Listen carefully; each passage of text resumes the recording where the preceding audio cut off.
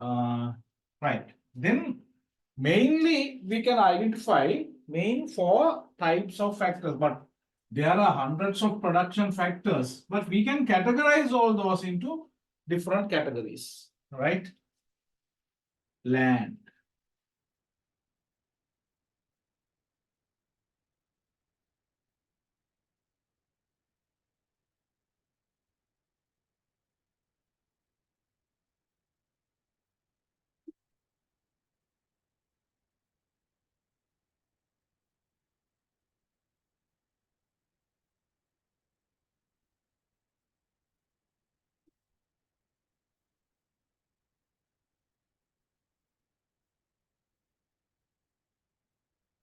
Entrepreneurship. Then this is categorization actually. All factors of production we can categorize under these four categories: land, labor, capital, entrepreneurship. Right? Land, labor, capital, and entrepreneurship. Now, these two by two, we can categorize into another. We can identify these two. The first two, the land and capital, these two.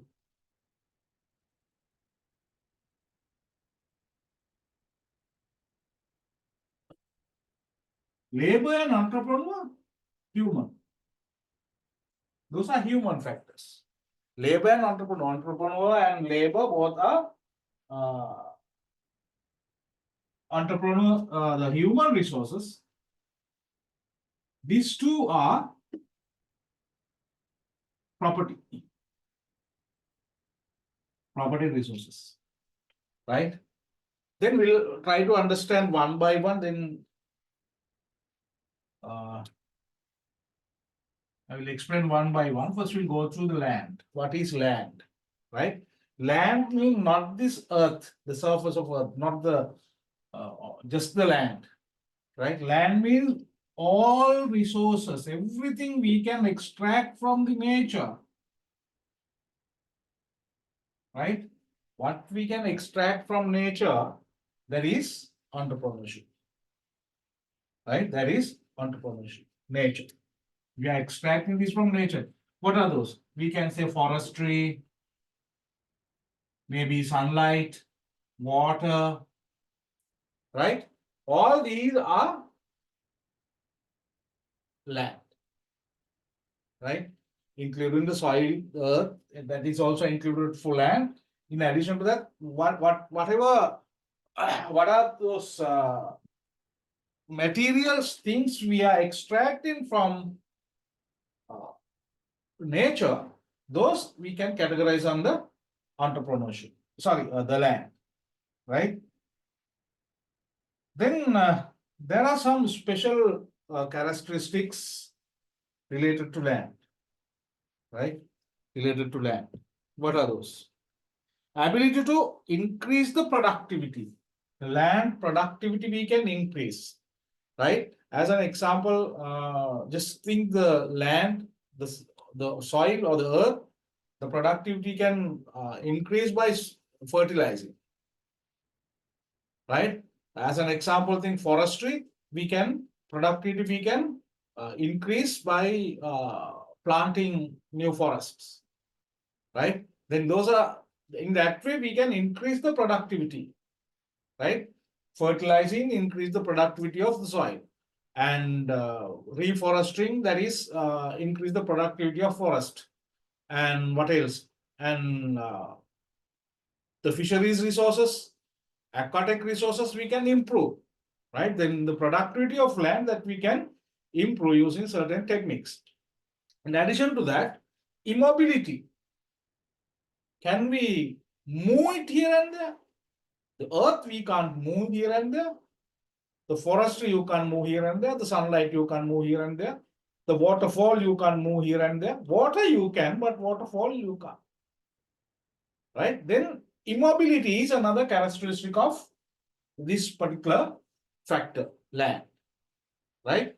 And the supply is inelastic. Inelastic supply means, but inelastic supply I will explain in deep in next lesson. the term inelastic means the response is less, right? Response is less. Now, your response to me when I'm asking a question, that is inelastic. Why? You are not responding. I ask, can you hear me? Am I audible? Good morning, children. But the response is less. That is, you also have inelastic response. Anyway, inelastic means the supply that never change, right?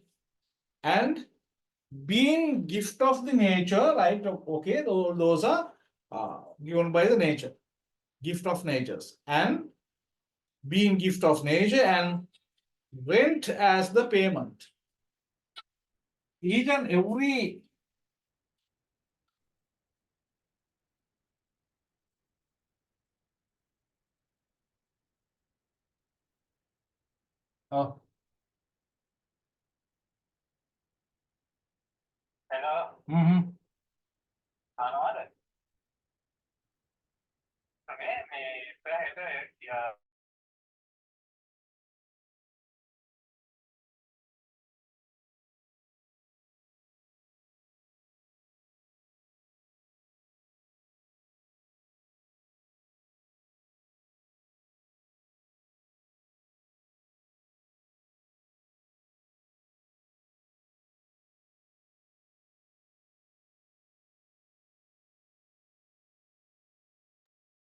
okay, then the rent is the payment. Each and every factors of production that has a benefit. By providing the land, we can earn rent, right? And the labor, they are getting wages, capital, interest, and entrepreneurship profit. Now, there's a return for each and every factors of production, right? Then land is getting the rent as the benefit, right? Now we know what is land. Land is all these factors we can get to the nature that has given as the gift of nature, and it is inelastic, and supply is inelastic. This is immobile. We can't move here and there, right? And so in certain resources in land, can increase the productivity, but we can't say all resources we can't increase the productivity. As an example, crude oil. But once we extract all crude oil from the earth, we can't increase that. Huh? The same way we are increasing the productivity of the soil by fertilizing. No, we can't increase that, right? In short term, but most probably we can say that is we can improve. Labor, right? Labor is the human involvement in production process, right? What is human involvement? Human can involve in the production process physically or mentally, right? Physically or mentally, they can contribute their physical strength or their skills, right? Physical and mental involvement, input in the production process, that is the labor, right? Now, this also has a return. Labor has wage or salary. These two are different. Only wages are getting per day payment. Wage is a per day payment. Salary is a per month payment, right? Anyway, wage or salary is the benefit for labor, right? Now, there are different types of involvements as labor, right? Construction workers, right? And in hospitality industry, different skills. But these labors require different experiences and skills. The same set of skill and same set of experience is not enough to perform everything. As an example, in hotel industry or hospitality industry, they have certain experience and certain skills in particular industry. Then they have to contribute their physical and mental contribution in that particular industry, but they can't contribute to construction. That is not productive, right? That is not productive. Then who are experts and who has more higher skills in construction, then they can contribute. That's why I said that labor that is very different forms of labor we can identify in day-to-day life, right? Then what are the characteristics of labor? Labor can be further improved. Same way the productivity of land we can improve. Same way labor's productivity also we can improve, providing a training, education, consulting, right? We can shape the way they are working, right? And once they are continuing, they are working in longer period, then they are getting experience, then they have improved, right? That is another reason. වැඩි කරන්න පුළුවන් මිනිස්සුන්ට training එකක් දීලා ඒගොල්ලන්ට කරන්න පුළුවන් දේ වැඩි කරන්න පුළුවන්. ඒගොල්ලන්ට ට්‍රේනින් එකක් දෙන්න පුළුවන්. ඊට පස්සේ ඒගොල්ලන්ට මොනවද කරන්න පුළුවන්. අපිට පුළුවන් ඒගොල්ලෝ කෝස් එකක් කරන්න. You do this course, then, right? And who is, as an example thing, who is cutting gems or diamond, we can send them to a training, diamond cutting or gem. Or once they work longer term, then they are getting more experience. Then they have improved their skills and their experiences. Right? ඒගොල්ලන්ගේ experience එකත් skill එකත් ඒගොල්ලෝ වැඩි දියුණු කරනවා තියෙනවා by involving in this particular industry longer term, right? That can improve, contribute to decision making, right? They can contribute to decision making too. Entrepreneur also making decisions, labor also contributed to decision making. Why?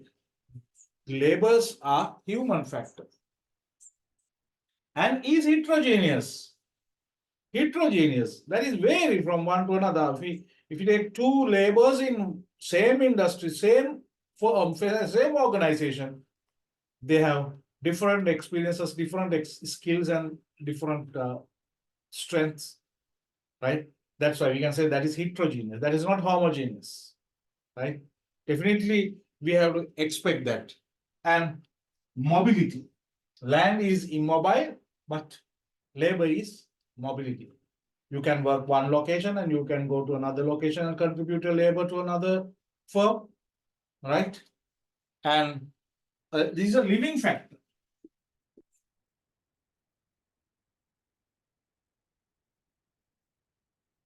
Living factor, right?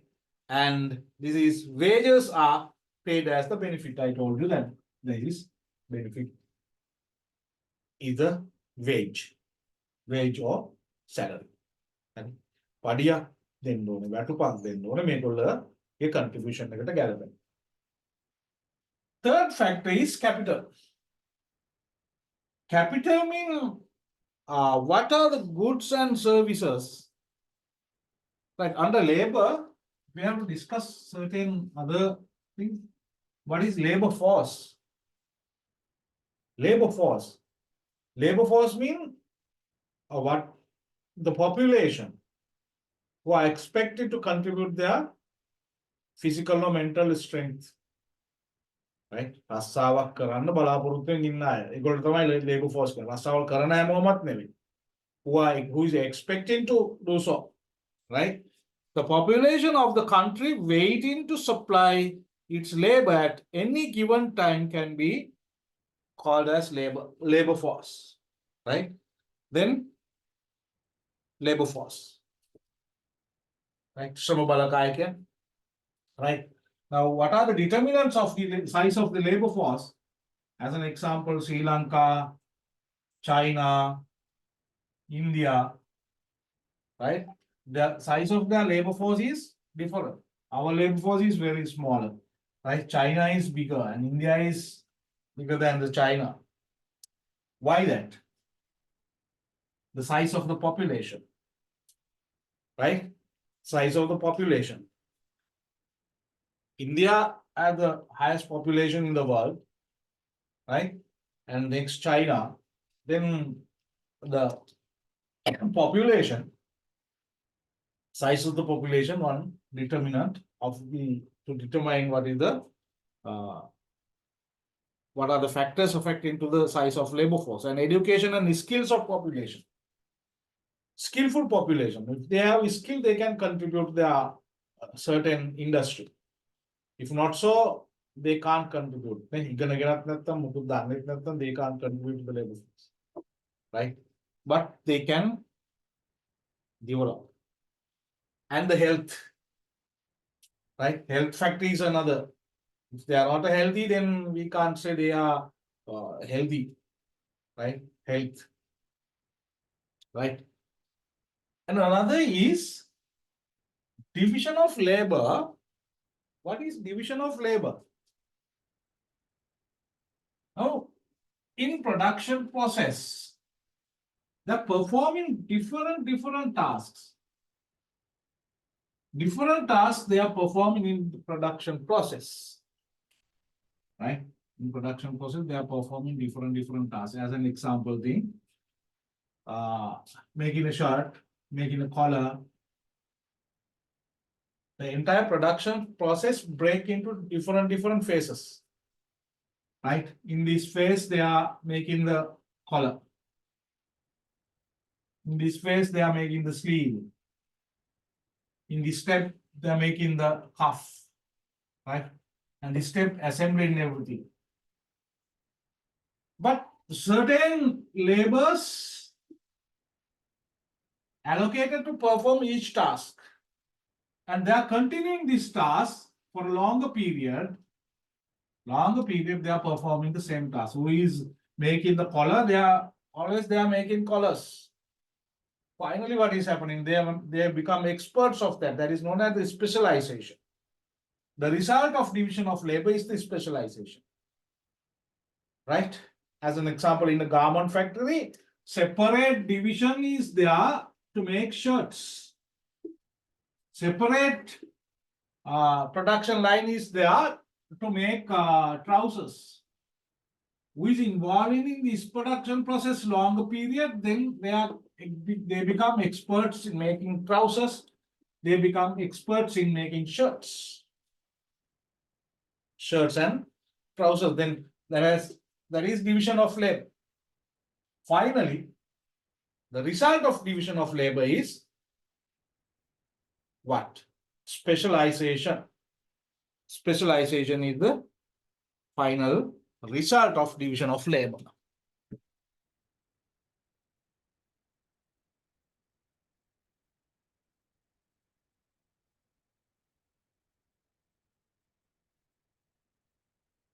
Right. I told you there are 4 factors of production. There are 4 factors of production.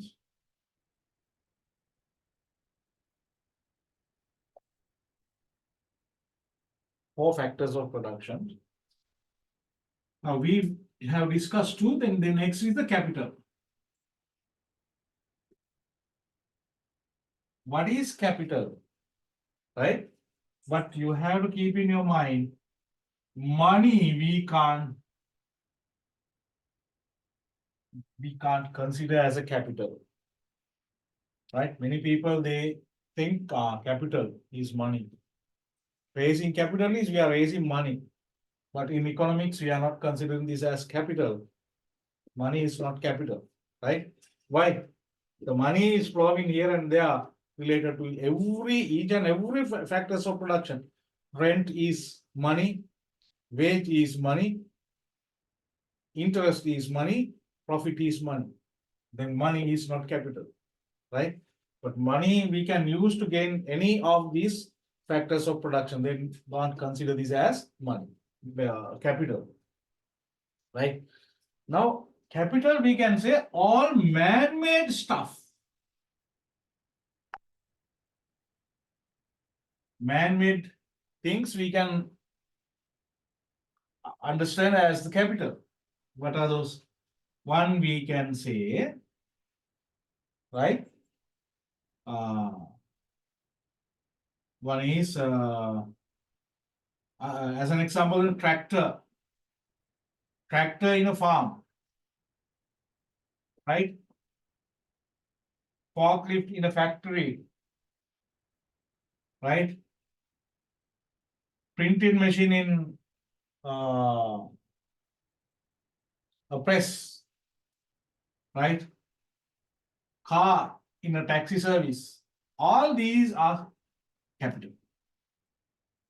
All these are capital, right? Why? They are using these in production process. They need printer, printing machine to print. They need forklift to move stuff here and there. They need tractor to work in the farm. Right? They need car to bring people here and there. Right? Then cars, tractors to work in industry. Those known as capital. Capital. Right? Normally, capital, we have certain characteristics. Capital is, the first characteristic is man-made factor. One thing, I have uploaded this tutorial to cloud. Could you download it? Could you download it, Chaturi? Okay, download කරගත්තද පුතේ? ඔව් sir. Right. ඔක්කොම download කරගන්න ඇති කියලා හිතනවා. සෙනුරි?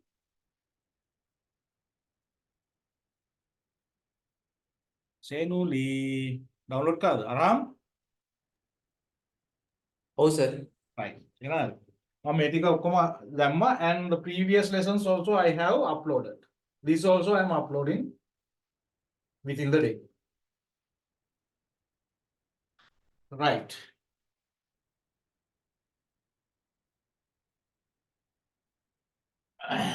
Capital is getting interest as their return. Right. This is a man-made factor. The first thing is, this is man-made factor. Now, tractor that is produced by people, forklift, factory, those everything produced by people. Then that we can say that is man-made factor. And this is subject to depreciate. Subject to depreciate. All those are depreciating, no? The tractor is depreciating. We can't use those long period, right? There is a lifetime, right? Lifetime in accountancy also, you are discussing this, right? That's a certain period, the lifetime, right? Till this lifetime, it is depreciating. Tires depreciating, engine parts depreciation, we have to replace those again and again. Right now, this is subject to depreciate. Capital is depreciating, right? In national economics, right? We are mentioning something called capital depreciation. Can you remember? Anyway, capital is subject to depreciation. And productivity, in capital, there is a productivity. The tractor, forklift, and all these, the printing machine has a productivity. And this can store. Capital we can store, but those human factors we can't store, right? And this can use again and again. Repeatedly we can use. The forklift we can use for loading or unloading today, as well as we can use this same forklift to loading and unloading tomorrow. There is no restriction.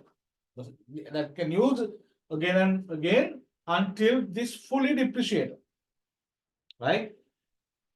And benefit is the interest. Interest is the benefit, right?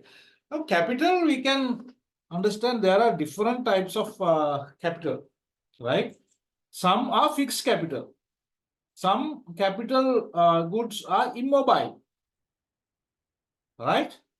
This is used in longer period in the production. As an example, the factory, right? Machineries. These we can categorize under fixed capital. And these are fixed for a longer period. Today we are using, tomorrow again and again we are using. And these are fixed capital. And circulating capital is we have to input it again and again. right? Capital we can store or use for future production, right? Example is raw materials. As an example, think a bakery.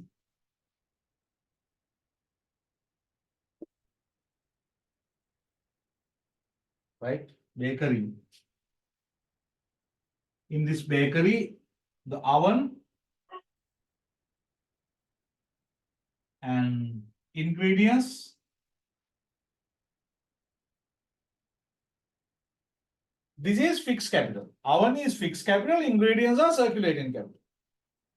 Right? Separate set of ingredients to input for the next bake.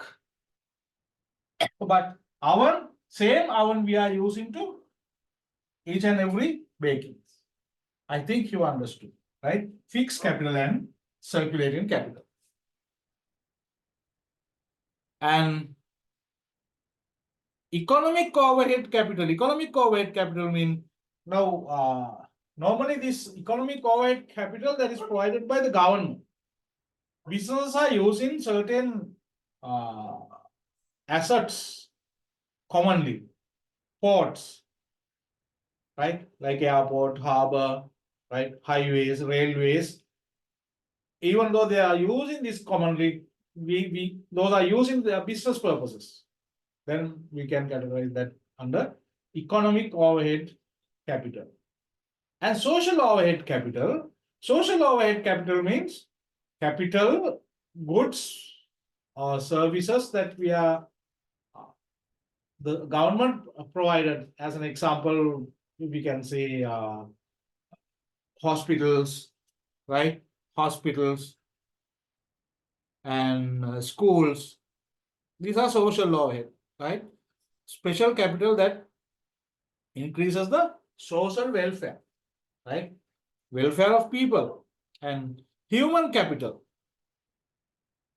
This is not actually labor, just we can't say labor. Some human involvement also we can categorize under private hospital. In a hospital, doctor, definitely there is a capital. If there is no doctors, then their core business is providing doctor service. Then that is human capital, right? And engineering for construction engineer in engineering firm, that is a capital. Lawyers in law firm is capital.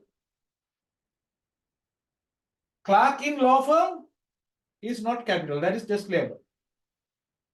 Right? Now, doctor in hospital, nurses in hospital, this is, we can say, human capital, but another minor staff member that we have to put under labor. Clerks, we have to put under labor. Right? Understand what is human capital. And natural capital. Natural capital. Now, there is a plant. There's a plant. Sunlight, they are converting to electricity. Sunlight convert to electricity. What is sunlight? That is gift of nature. They are not buying sunlight. They are not purchasing this. The raw material is free, right? And there is a value for the output. Like then, this is natural capital, right? And waterfall, we are using to generate electricity. Then this is natural capital. Lakshapam, right? Sunlight, waterfalls, and everything. Right. I think you understood what is labor, what is land, what is capital. Right? Last one is entrepreneurship.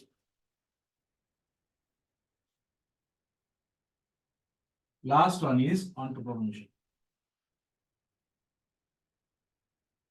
Entrepreneur means all these capitals, land, labor, and capital, all these factors of production combined by enterprise, entrepreneur.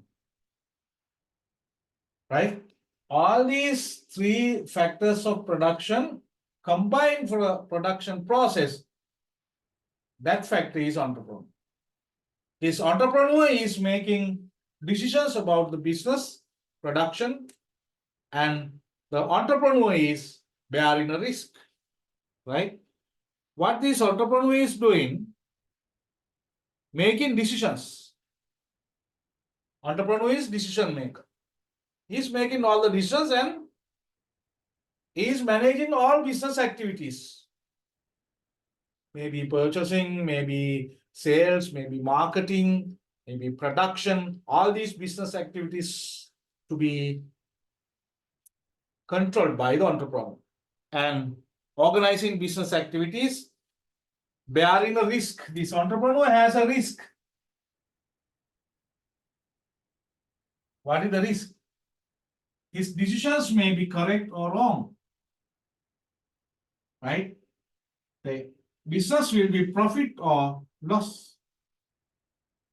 Loss is a risk, right? Then these entrepreneurs are bearing risk and leading and motivating staff. This entrepreneur has responsibility to motivate workers, right? Motivate करने का तमाम में आगे बैठ, right? They're supposed to motivate these people in the production process.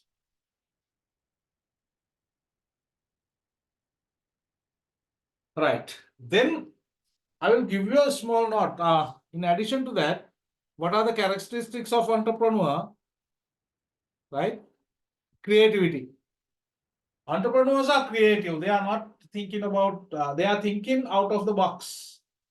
They are not thinking in the traditional way. They are creating new thing. As an example, just think about the smartphone. That is creative. Right? Who is adapting to that? Produce that in the second time.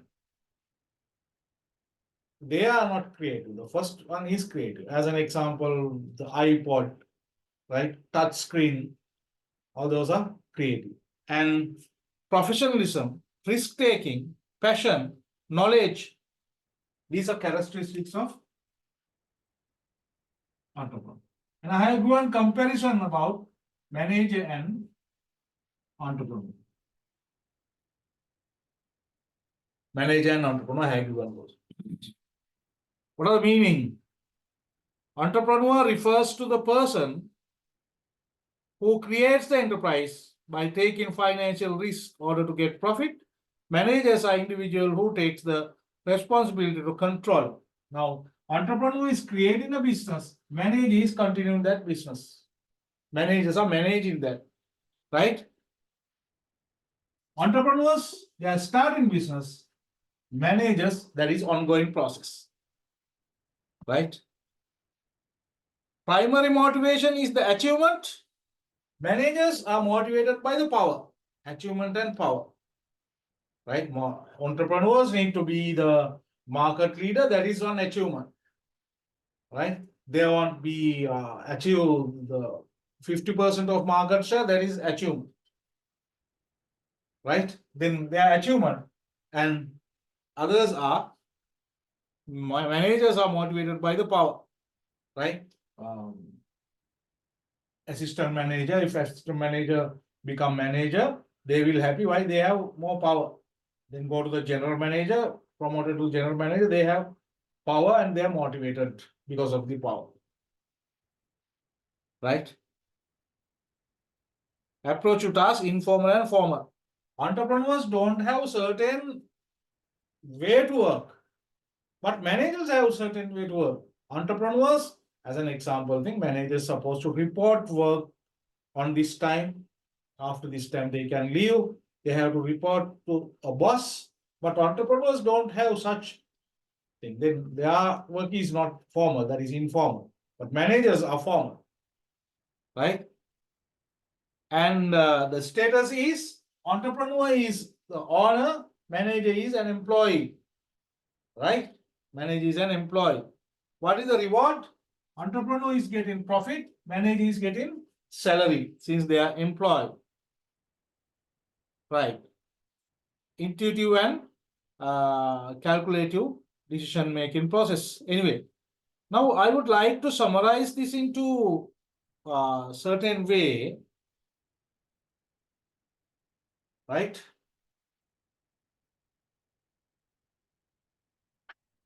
This particular model we have to discuss in national accounting too. Since we are in a fast track, I will teach you part of that model upfront, right?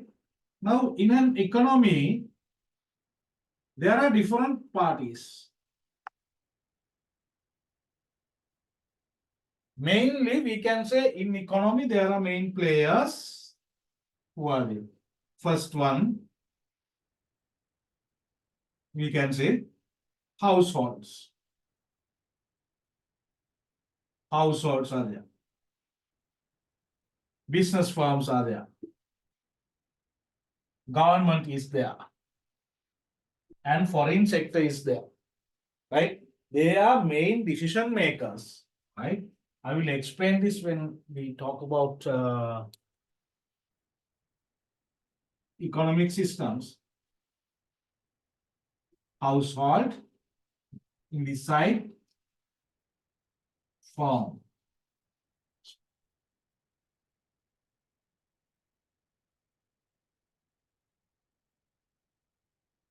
Now, households on all factors of production. What are those? Right? And firms need these factors of production for production process. They are producing goods and service using factors of production: land, labor, capital, and entrepreneurship. Land, labor, capital, entrepreneurship.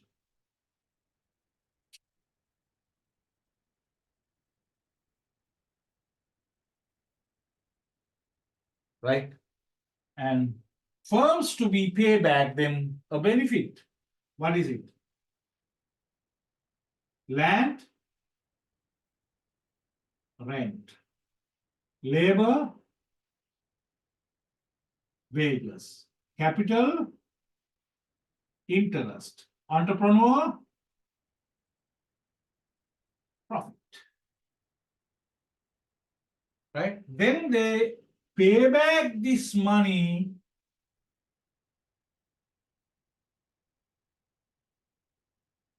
payment for goods and services. Then what they are producing, they want to buy that. And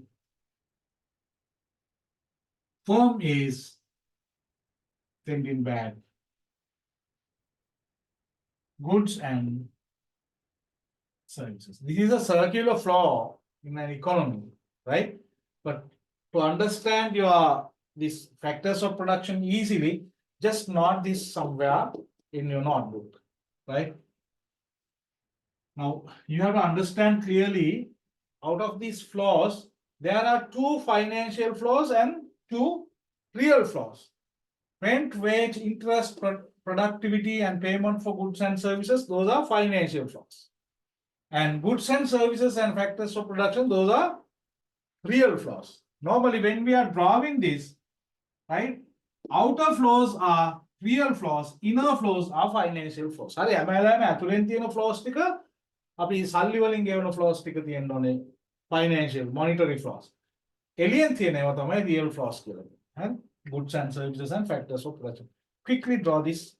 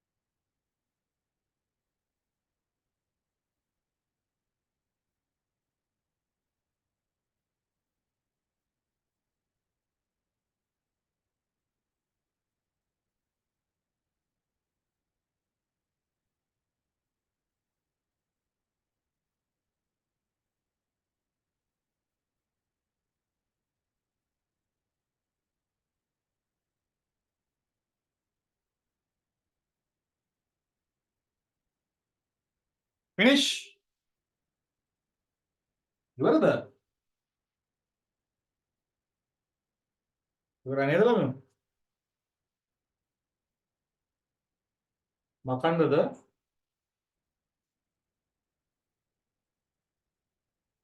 Shall I clear this? Okay, sir.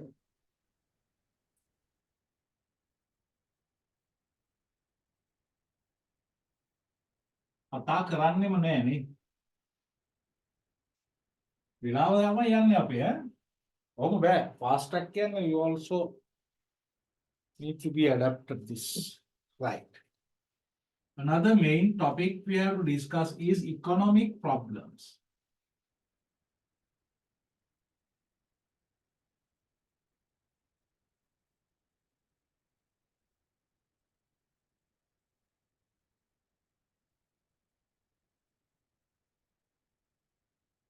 Right? Economic problems. What are those economic problems? Now we know there's a fundamental problem in economics, that is scarcity. Scarcity is the fundamental problem. Now we, based on this, due to scarcity, there are main three economic problems that each and every economy is facing for these problems. Every economy is facing for these problems. Main three problems. Actually, these are four problems. In your A levels, you are learning this as three problems, right? Now in universities, they are categorizing these to four. First question is what to produce in which quantities? What to produce in which quantities?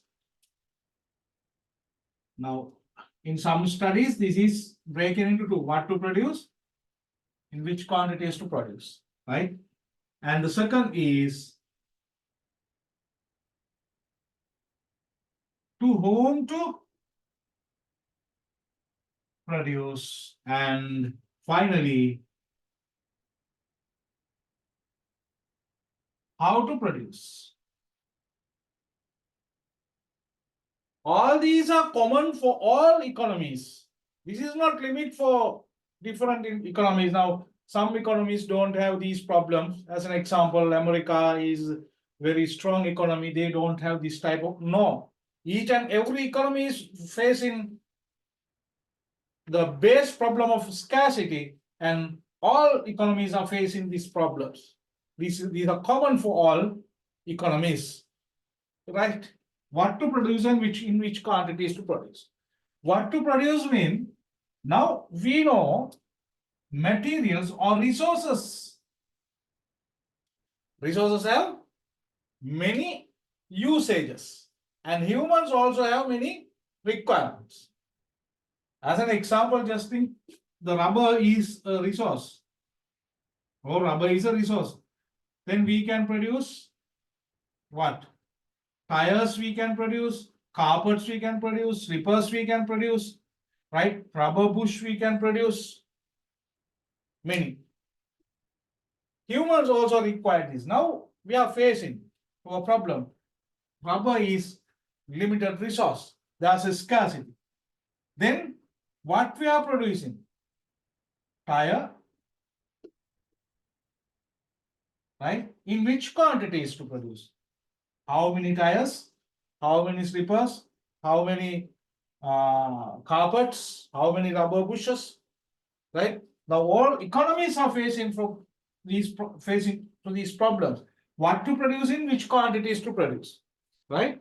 I have given some using scarcity. It has to be decided which goods to be produced, whether produce capital goods or consumer goods.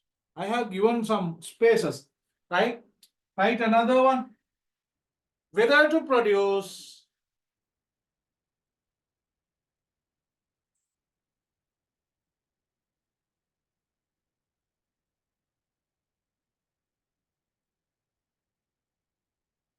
industrial goods or capital goods?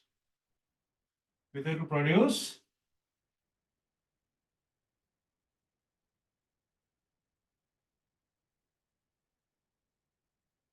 industrial goods or capital goods.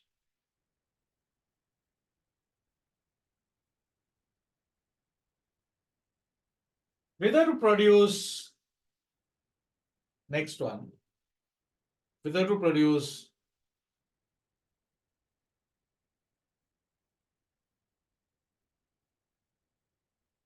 vehicles or weapons.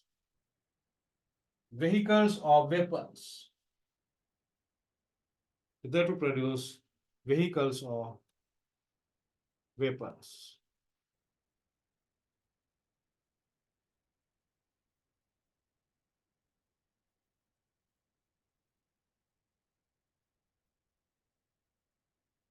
Whether to produce televisions or cameras. Any, right? Same way, in the second part of this, you will face problem, right? How much of industrial goods, how much of capital goods, how much of consumer goods, how much of capital goods, right? How much of, sorry, change is industrial goods or agriculture. Anything you can write, right? How much of industrial goods, how much of agriculture goods? In the second part of this. Similarly, it should be decided to the quantity of the selected goods to be produced. How much of consumer goods? How much of industrial goods? How much of agricultural goods? Such four you can write.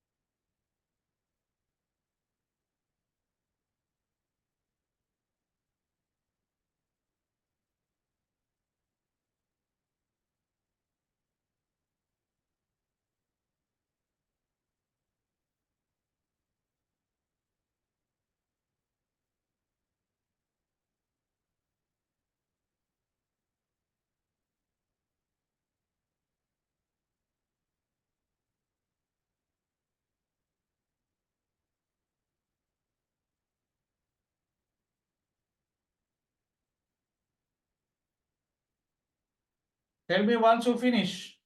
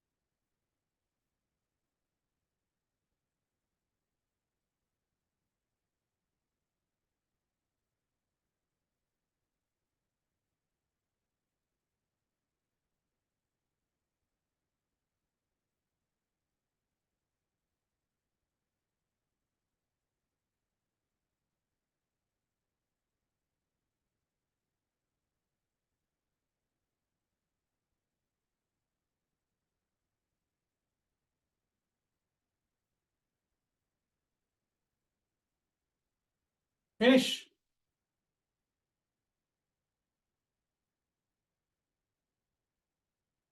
You got the reader chapter, you know a map, I think.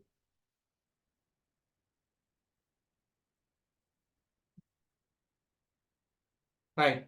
Other two problems, to whom to produce. To whom to produce means this is a matter of distribution. Right? In which requirement of which people that we are going to fulfill. Right? This is a distribution problem. And this means the who owns goods and services produced using scarce resources. Now we produce in carpets, that means to whom to produce? All people, they don't want carpets. Right? If you are going to produce tires, then we have decided to whom to produce. If you are making industrial tires, that we have already decided to whom to produce, then we are using those for industrial appliances. If you are producing car tires, then we have decided to whom to produce. Understood? And the last is how to produce. How to produce means this is a matter of technology what we are going to use. What is the technology we are using? How to produce? Right? Mainly we have two options to select: capital incentive, right? Capital intensive and labor intensive. Labor intensive. Capital intensive mean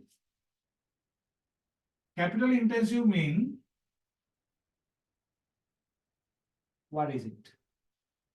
More capital and less labor. If any economy is using more capital compared to labor, that is capital intensive.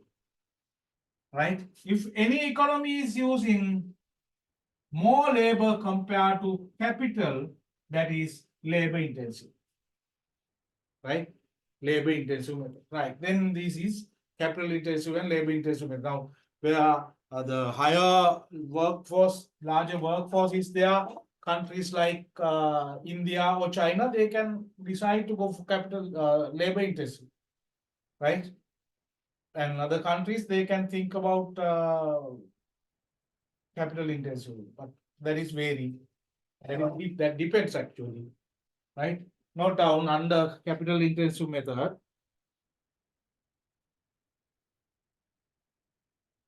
If an economy is using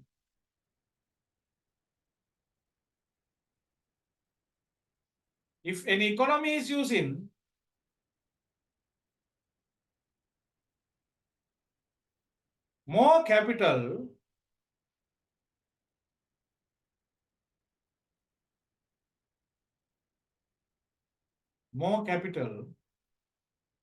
compared to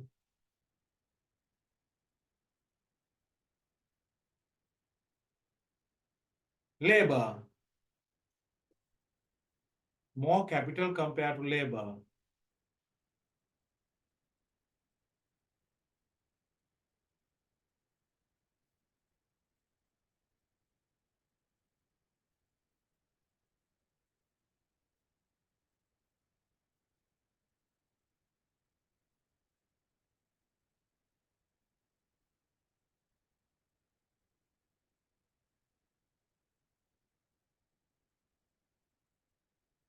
it is capital intensive production method. Capital intensive production method.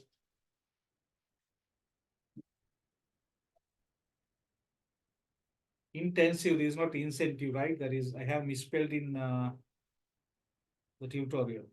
This is voice type, that's right. This is intensive, right? Labor intensive method.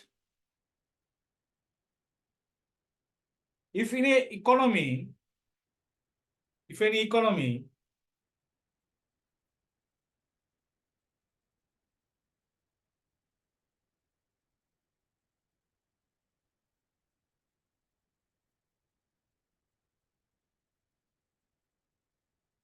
if an economy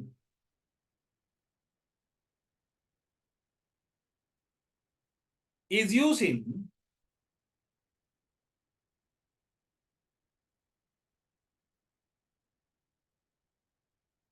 if any economy is using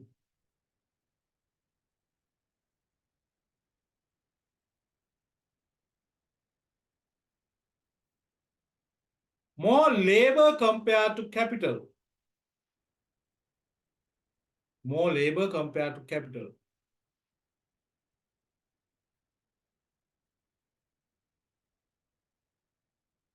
that is known as labor intensive method.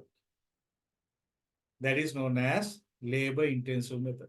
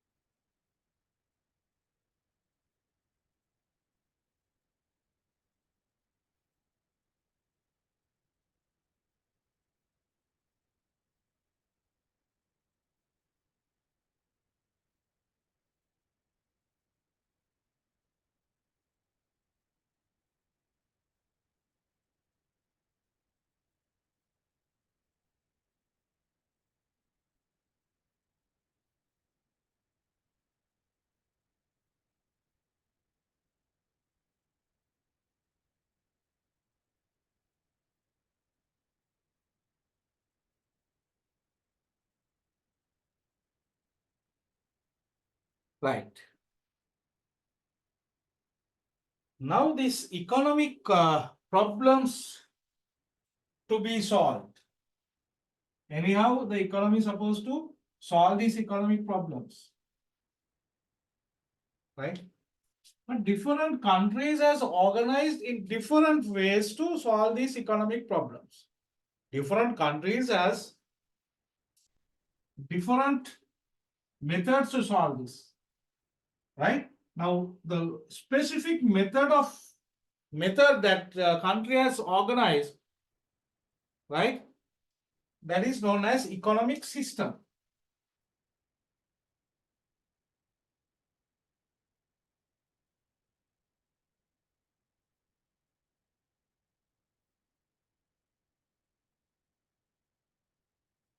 Economic system, right? Now, economic system is organized to solve economic problems. Each economic system is unique to each state.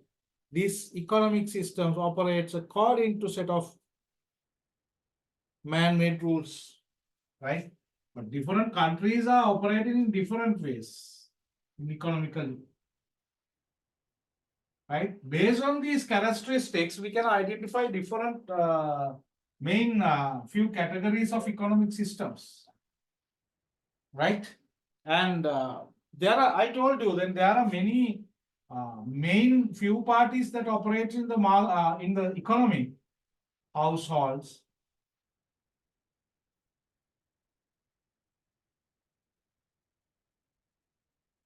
right? Households. What else? Households and government.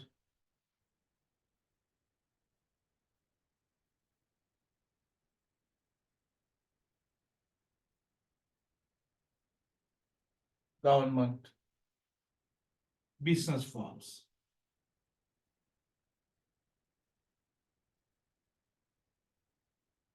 In addition to that, there are many parties. You can see there are many parties. What are those?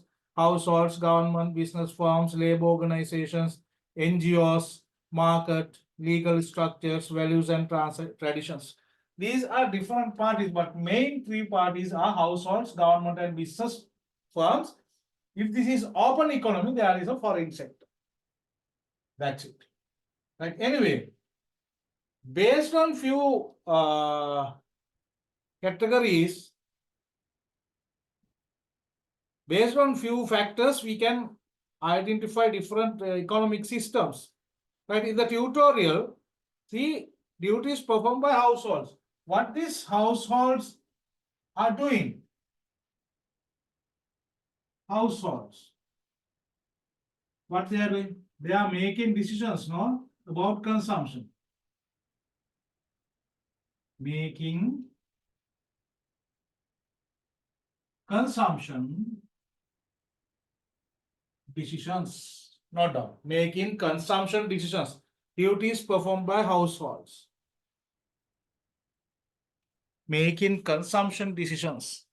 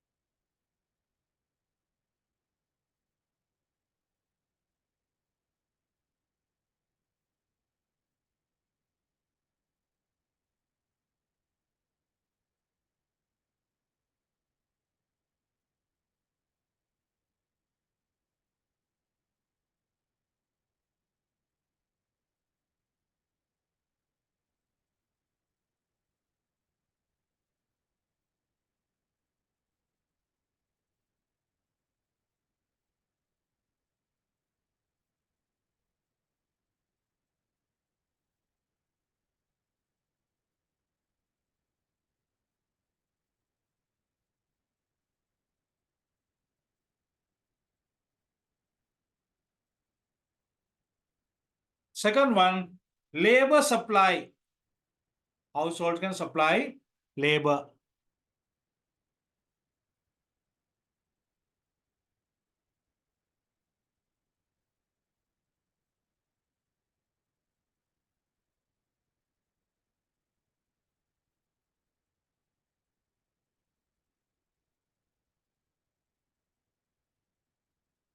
What else? Households can savings and investments. Savings and investments.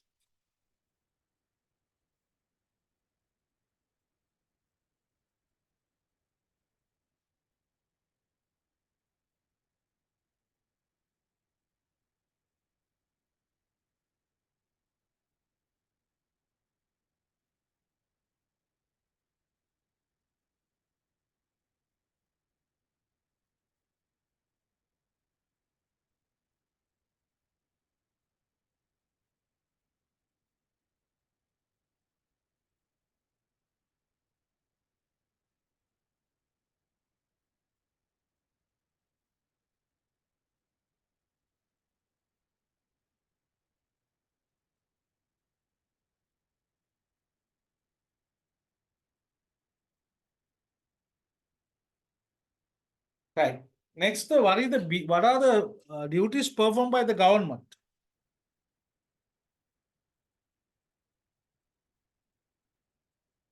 Right? Government. What government can do in the economy? Government can, mainly we can say,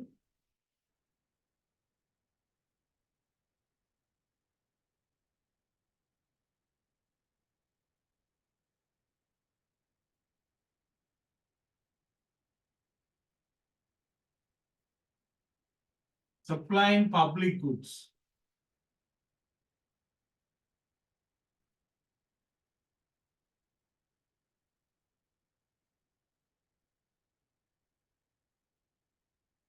Supplying public goods.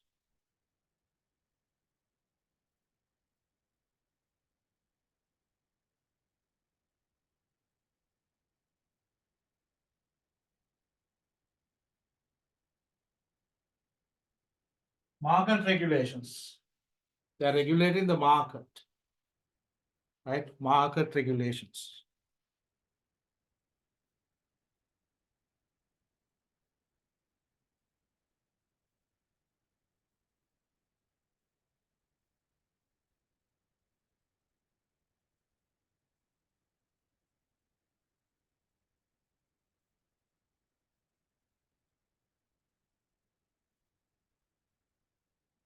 foreign policy and diplomacy.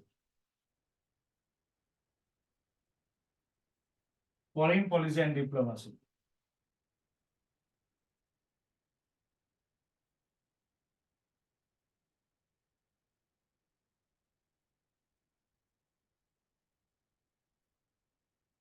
Imposing taxes.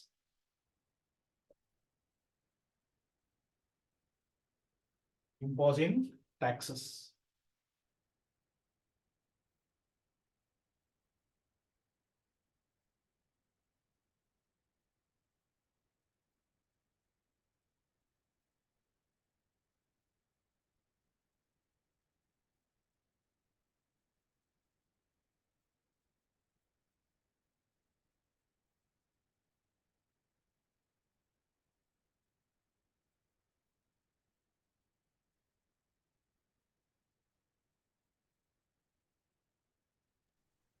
Sir, Yes.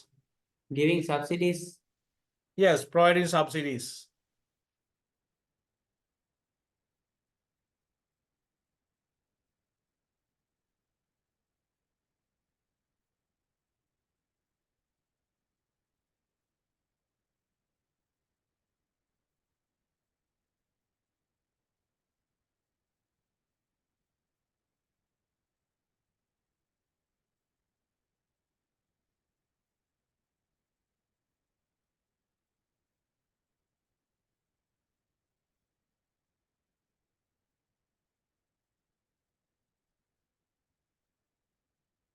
Right. Then the duties performed by business firms, they are creating employment.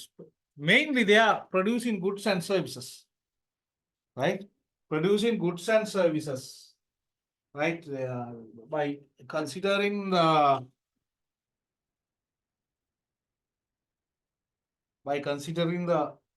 circular flow, what I explained, mainly they are provisioning goods and service, supplying goods and service, supplying goods and services.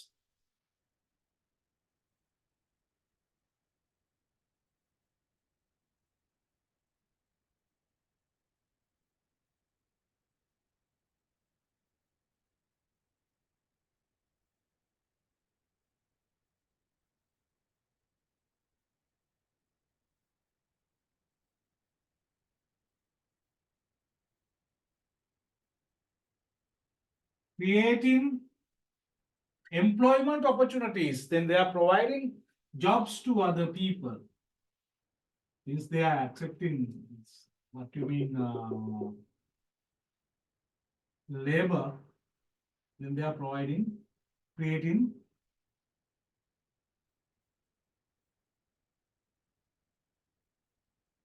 employment.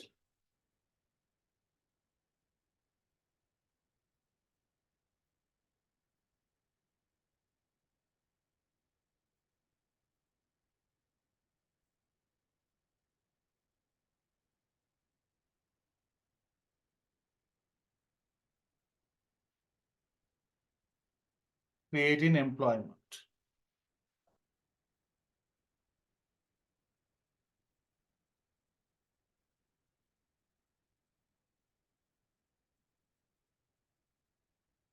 Resource allocation.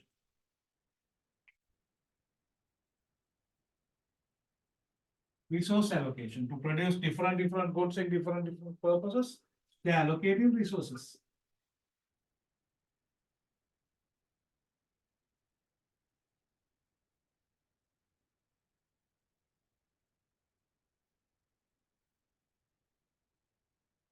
Resource allocation.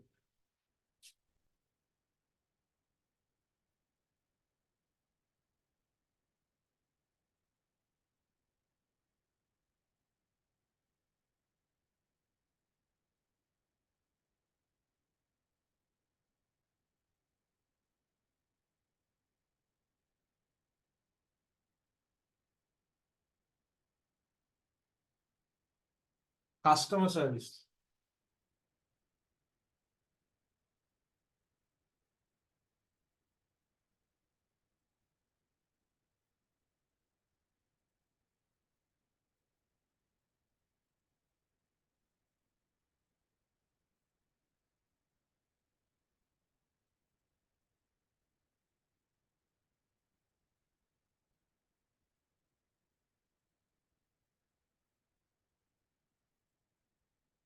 customer service.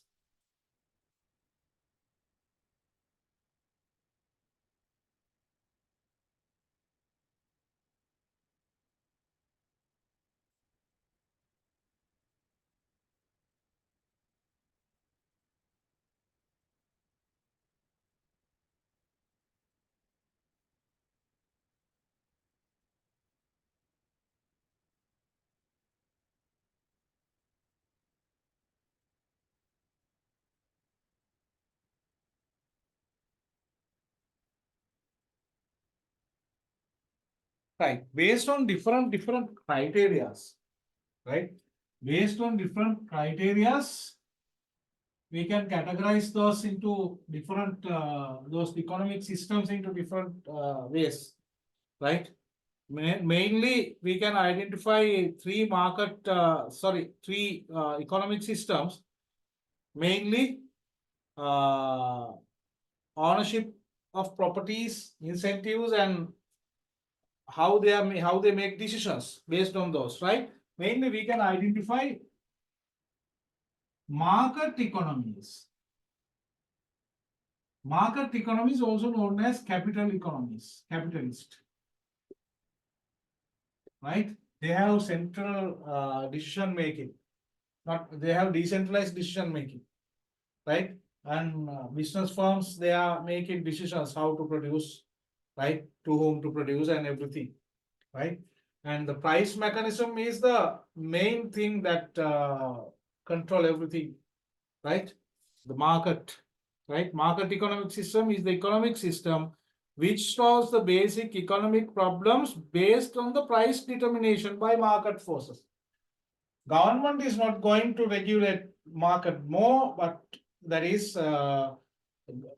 let market forces to compete each other. Then that decides the price.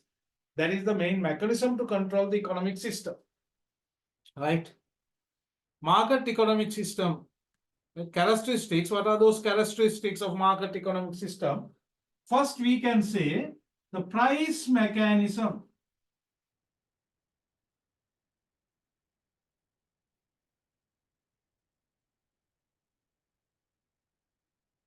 Price mechanism.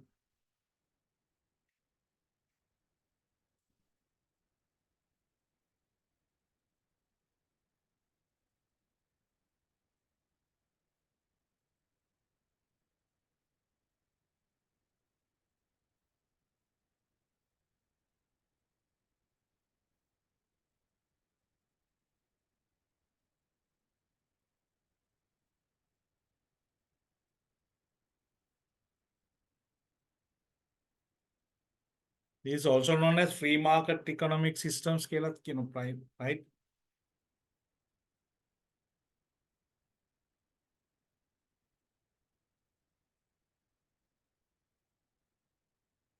And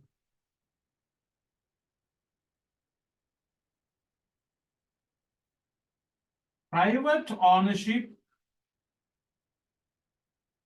of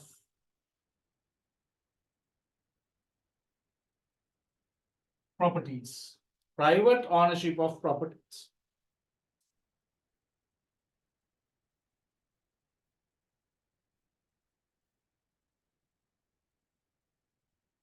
Self-interest.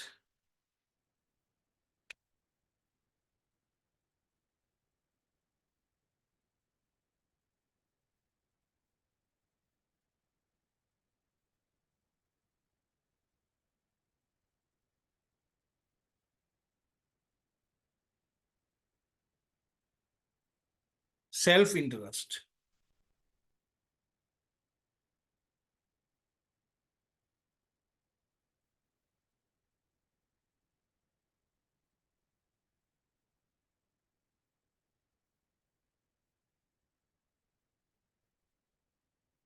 Decentralized decision making.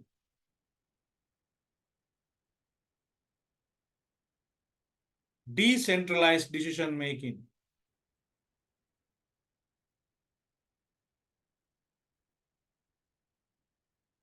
Limited government intervention. Limited government intervention.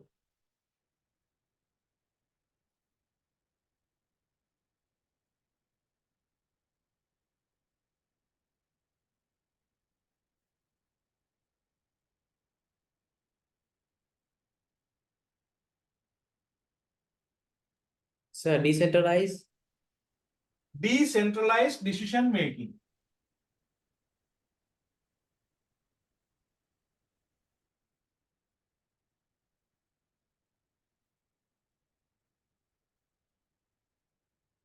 Decentralized decision making.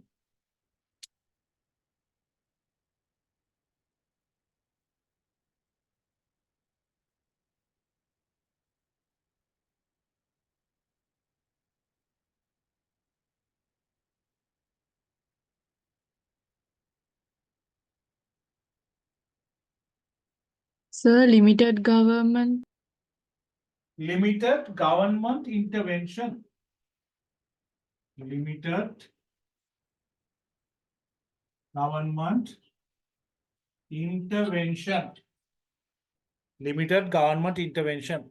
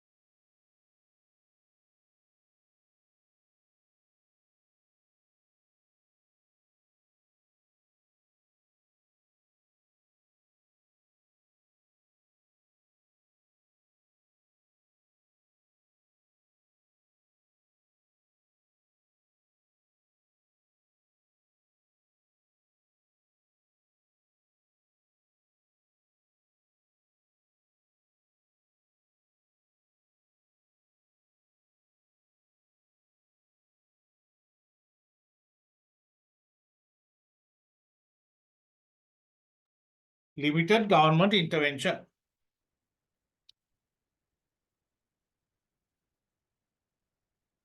Competition, higher competition. Higher competition.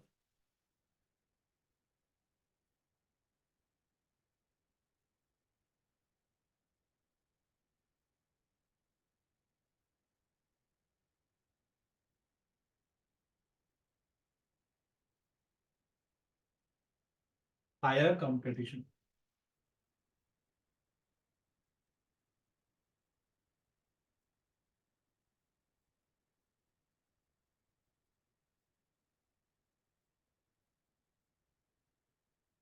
Right. Now in capital economics, the price is very good, and price is very important determinant. The price is very important factor in these type of governments. Right? In governments. Now what can we do is we can identify main three tasks performed in government, performed in main three important roles of the price in market economies. One is rationing.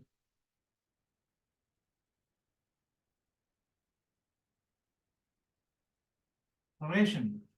Now this rationing is, this is normally the role of price when resources are particularly scarce, right? When the particularly scarce, the prices are scarce, the resources are scarce, then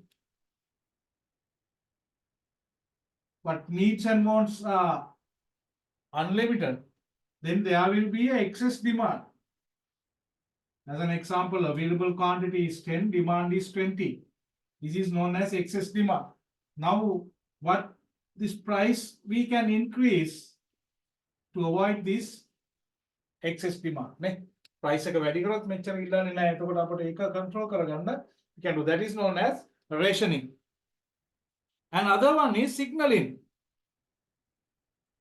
Right? Other one is signaling. The signaling means the price refers to the how prices encourage people to enter to the market or leave to the market. If there is a good price for certain good, then some will enter to the market to sell. Some will leave the market. Right? That is known as signaling. And The incentivizing is if there are higher prices, then sellers are incentivized to sell these goods in the market, right? These are main roles in the market, main roles of the price in market economies. What are those? Rationing, incentivizing and signaling, right? Rationing, incentivizing and signaling. Right. Now this example for this capital economics, we can say USA, UK, we'll say America, England, France, right? Japan, Canada. These are examples.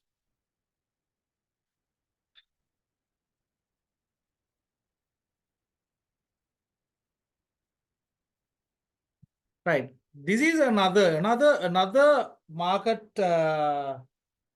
another economic system is the command economy. This is the contradictory version of free market economy, right?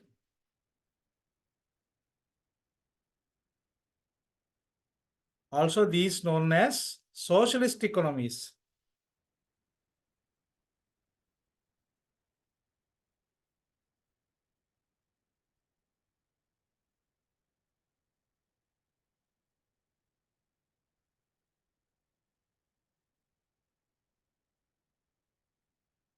Right? Also known as socialist economies. That means they are not going to let market to decide everything. Right? The socialist economies are not going to depend on the price mechanism. Why? The government going to decide everything. This is a contradictory version of that particular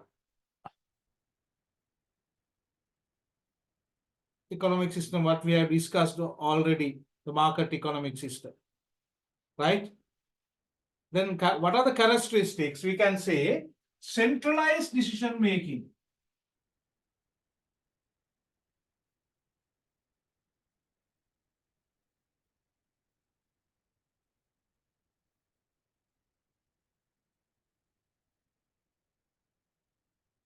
Centralized decision making.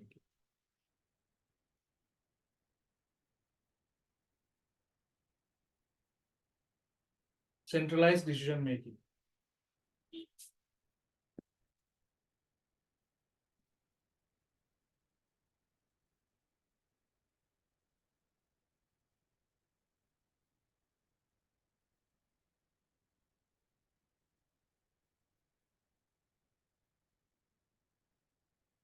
Centralized decision making.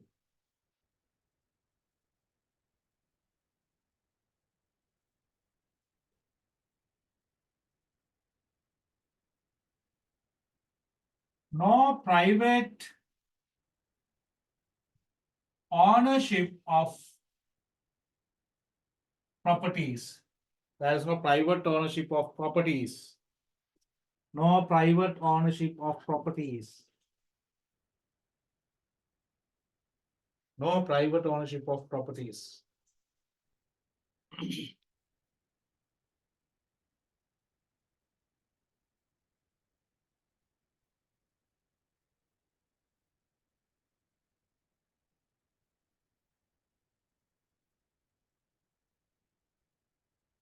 Higher government intervention.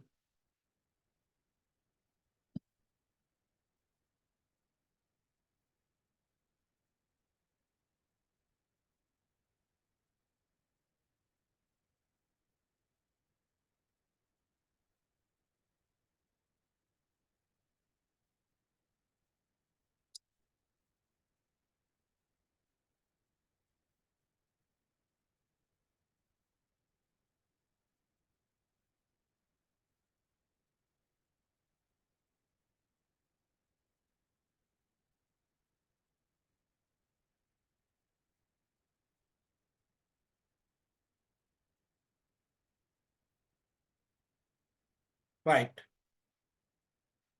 And next is examples for this type of things. This type of countries is China, Cuba,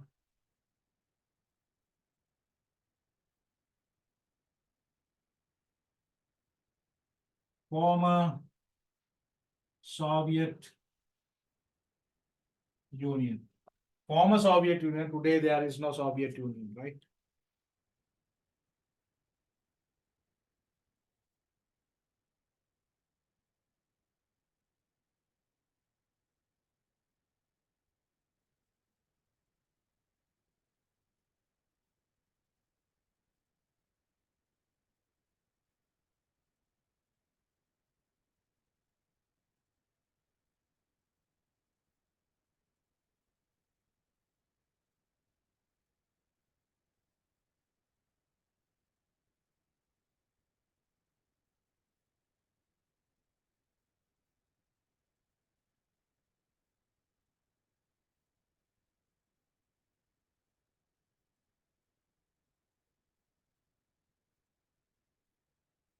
Right. Next version of economic systems is mixed economies.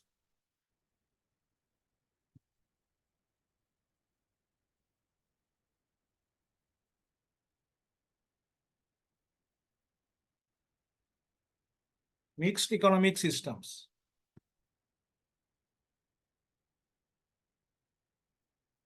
Right. Mixed economic systems, that means those are all both economic systems, characteristics of both economic systems, market economic systems and command economic systems, all are included in there, right?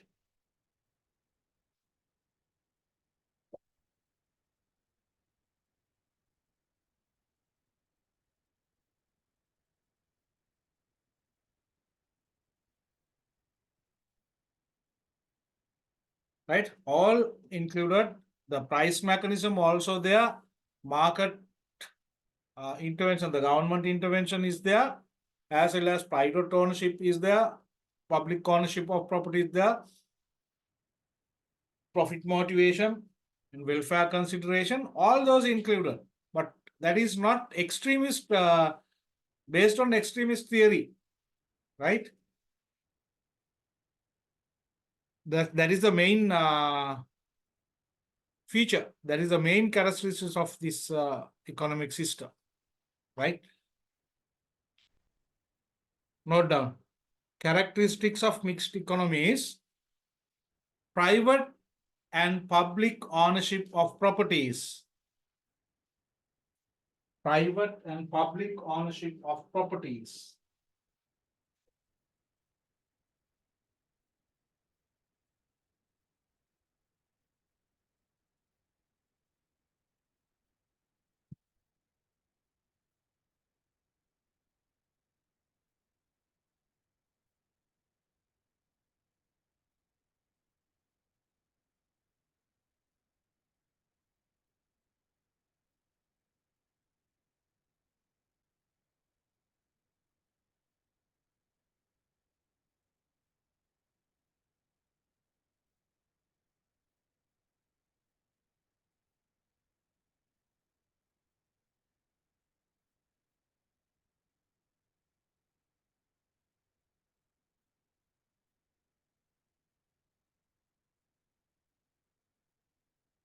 Market and government decision making.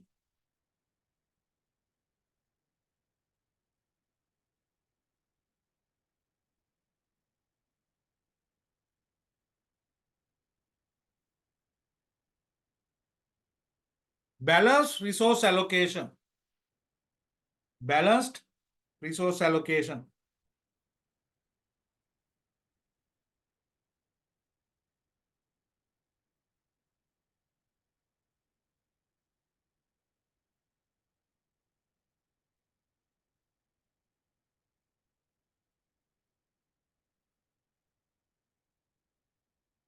Flexible economic policies.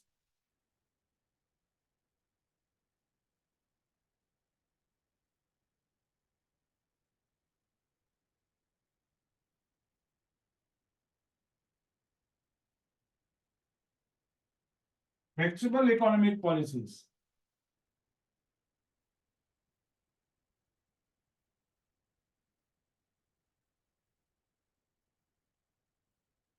Right?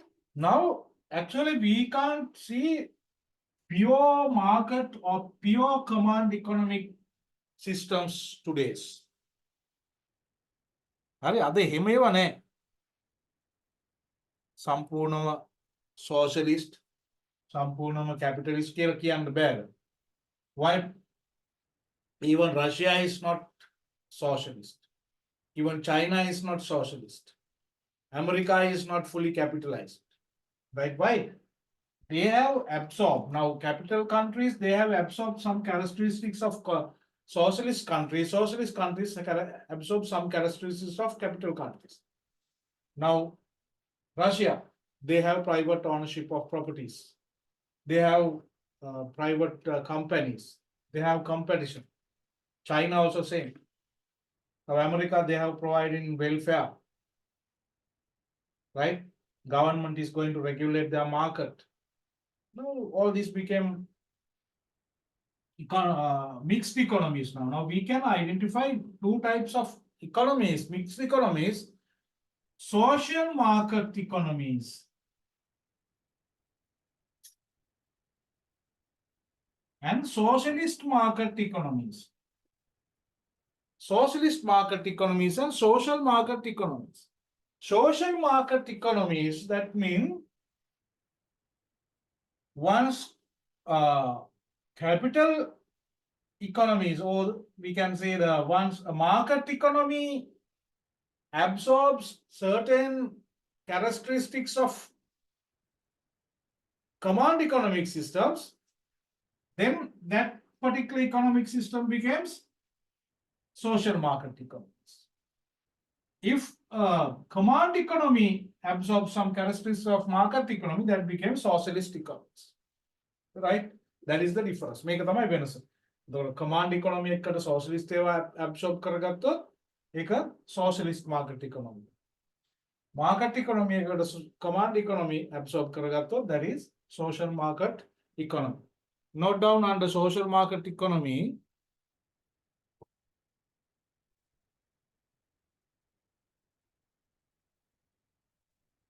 Once a command economic system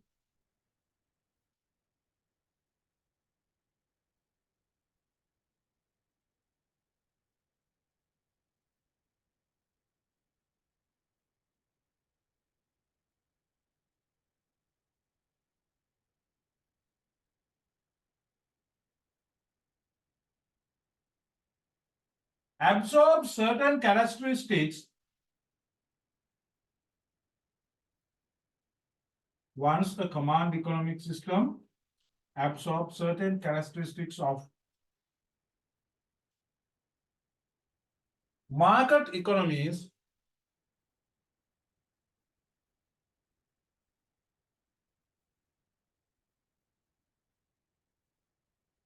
it is sorry, this to be right on the socialist market economy, not on the social market economy. Once market economy absorbs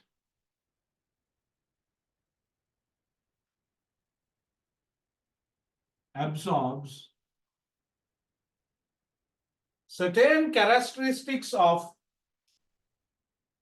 command economy, certain characteristics of command economy, it is known as social market economy.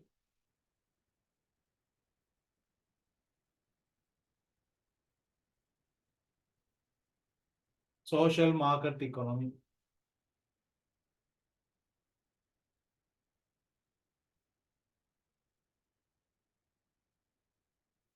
Note under socialist market economy,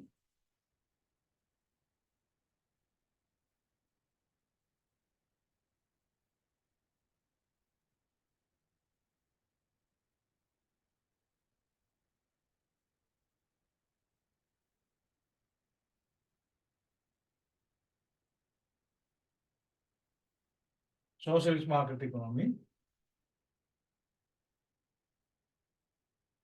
Once a command economy absorbs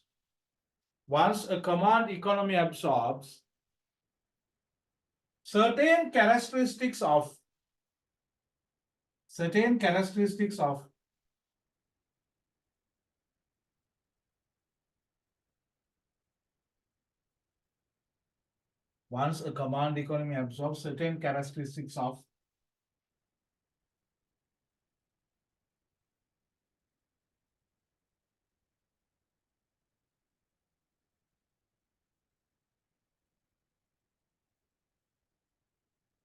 market economy,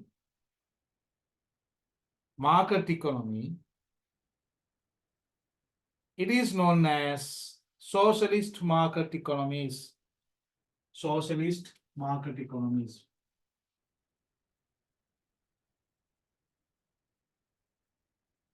Examples I have given: China, Hungary, Bulgaria.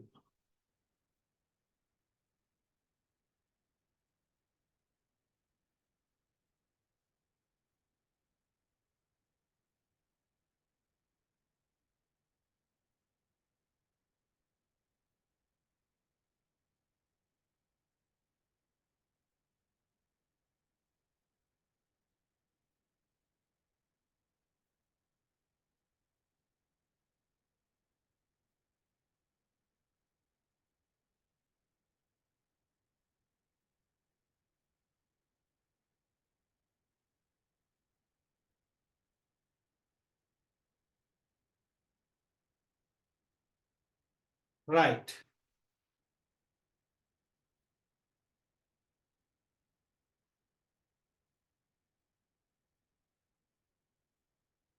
I'll upload the tutorial for next small part of this lesson, right? The production possibility curve, I won't finish that too. Then the first topic is over, right? And I will upload the past paper discussion for this too, the first lesson. Right? එහෙම තමයි කරන්න මේක කරා ඊට පස්සේ මේකේ past papers මොනවද කියන එකත් අපි කතා කරන්නට ඕනේ. We have to discuss that too. I will give some discussions. නේද? ඒකත් අපි කරමු. මට ඒකටත් අවශ්‍යයි මේක ඉවර කරගන්න. The production possibility curve, you note down it. Right? I will explain and I will upload to the tutorial to the cloud.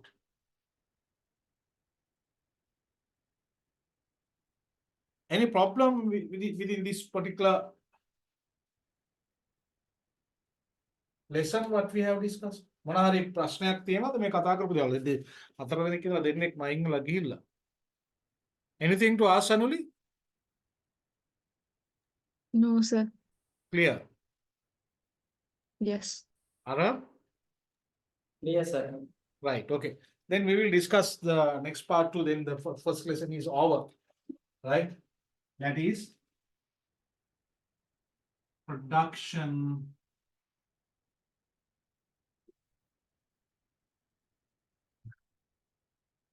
possibility.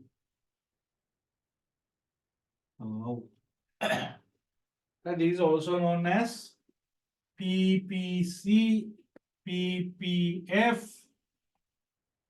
PPB. PPC means production possibility curve. PPF means production possibility frontier. PPB means production possibility boundary. Right? Then what is this? Now this particular model, right? This is a model that shows the maximum production capability of an economy, right? Using resources, available resources, right? As an example, right? If you draw a graph like this, now this particular graph shows the maximum capability of production.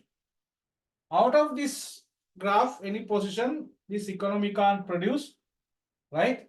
This is the maximum boundary of production. That's why I saying this production possibility curve or production possibility boundary or production possibility frontier. Right? It says, now we are going for some assumptions. Right? These assumptions. Normally, first assumption is we are using a graph. Right? Graph has only two axes. Then we have to assume, to simplify this model, we are assuming the economy is producing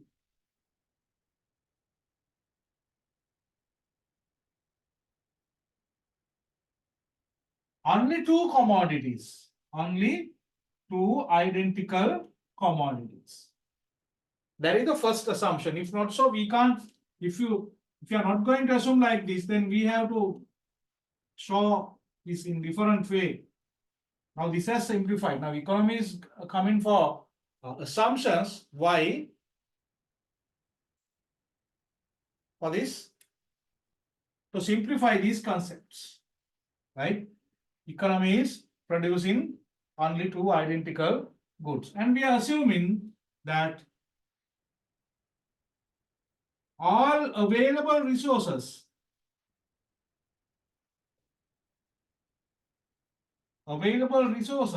are fully employed. All available resources are fully employed. මේකම හරියටම employ වෙලා තියෙනවා. Right? ඔක්කොම හරියටම තියෙනවා. කියන්නේ කිසිම දෙයක් පාවිච්චියෙන් අතහැරලා නැහැ. All are fully utilized. Right? Fully employed. And the volume of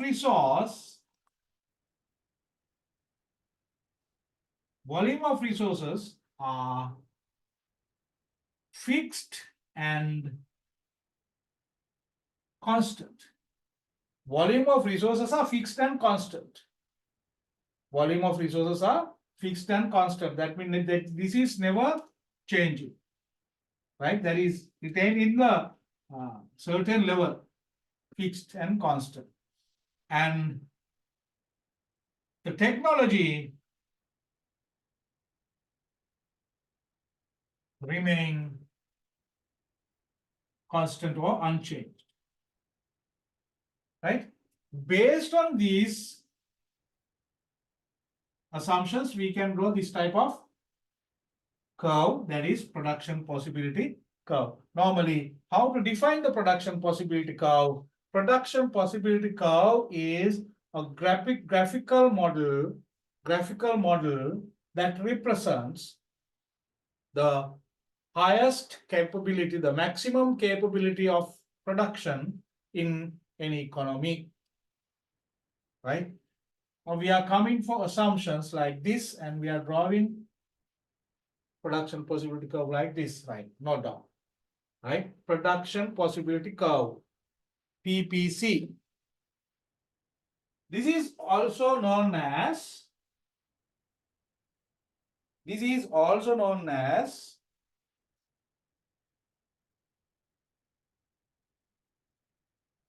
production possibility boundary, PPB, and production possibility frontier, PPF.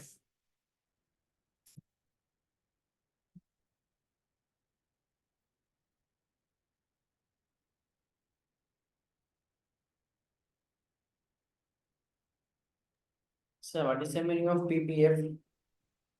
PPF, production possibility frontier. PPB is production possibility boundary.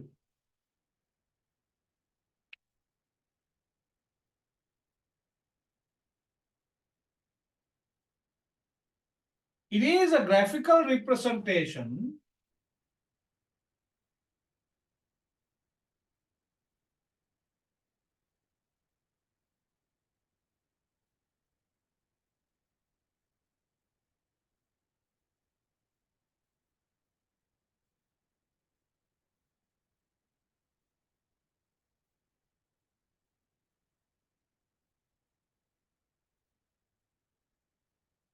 It is a graphical representation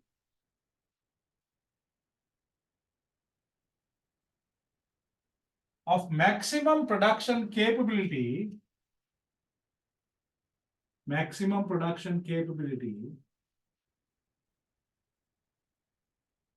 of an economy.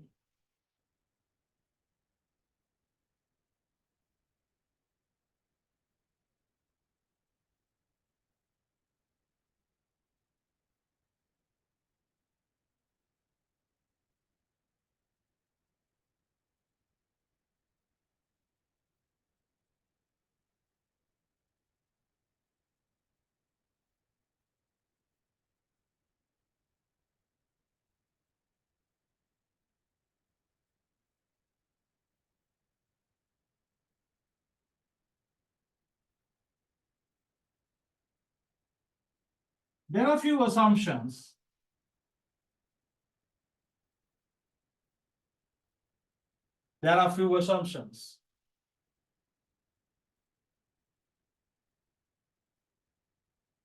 In production possibility curve.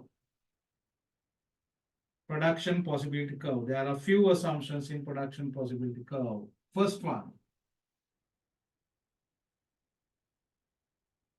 The economy is producing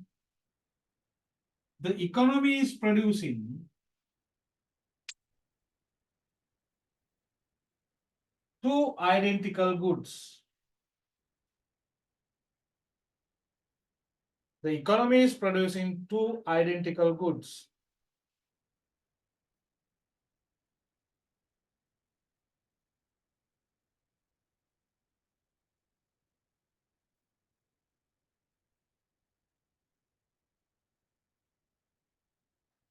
The economy is producing two identical goods. Second one, all available resources are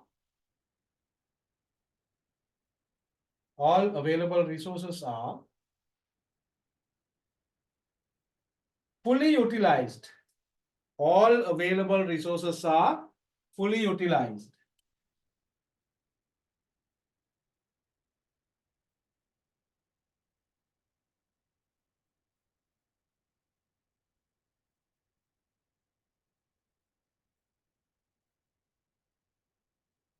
Next one, the volume of resources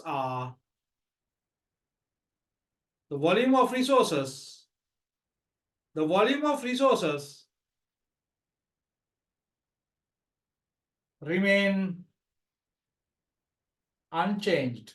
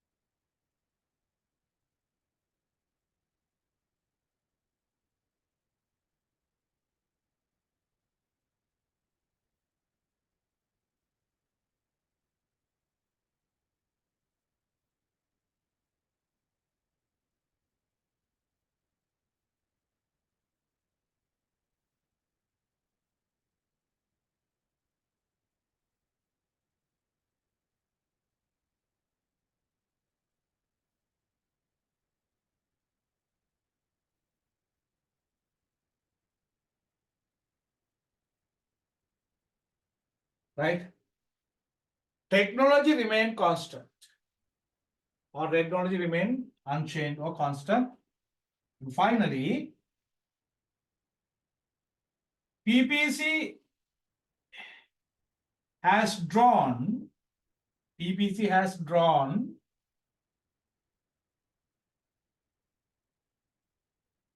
for a limited time period. This is, we can't draw a PPC forever. We are producing that for a limited time period, right? In the long term, what is happening? Resource volume will change, technology will change, right? Those are assumptions.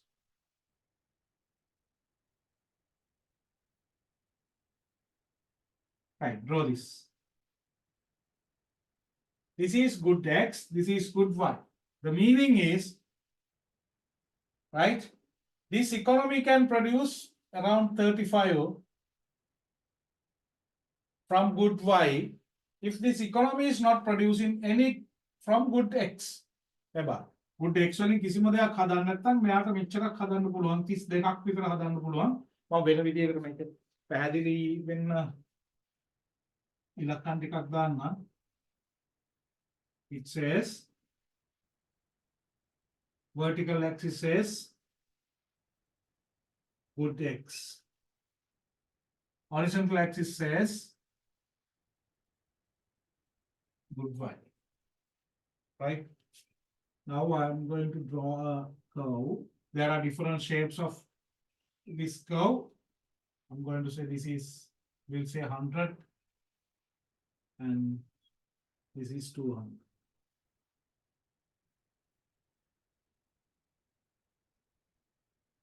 Okay, this is 75 and this is 100. Millimeter.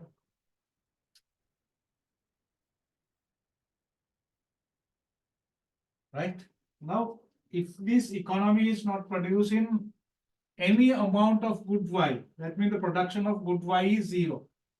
Then this economy can produce 200. Making එකක්වත් නැහැ බිඳුවයි මෙතන 200ක් හදමු. මේකෙනුත් බිඳුවට આવොත් මේකෙන් 100ක් හදමු.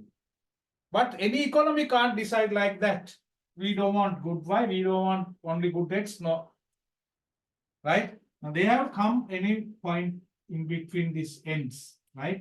Now this, if this economy is came to this point, this economy has decided to produce 100 from good X and 75 from good Y. That means this curve is representing another very important concept in economics, opportunity cost. Why? This amount has given, right?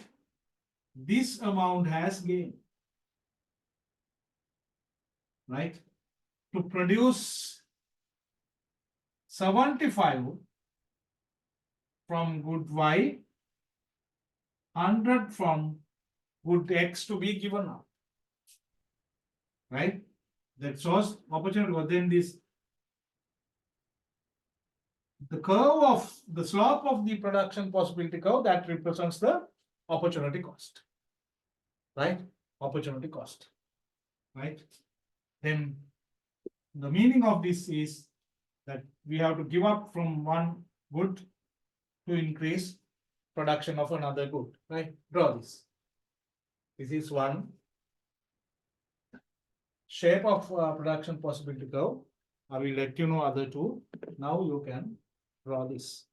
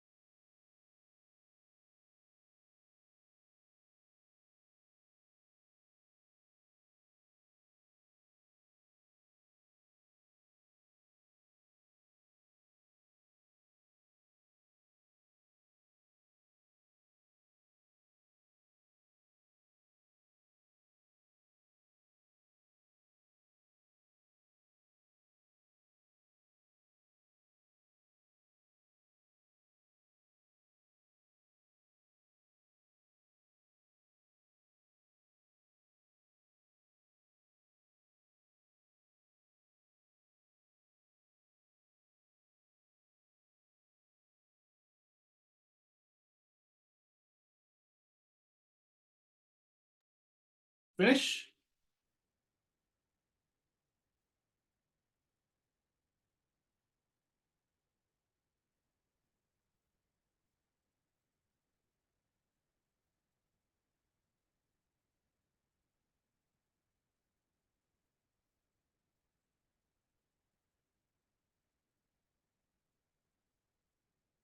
Right. Now, the slope of the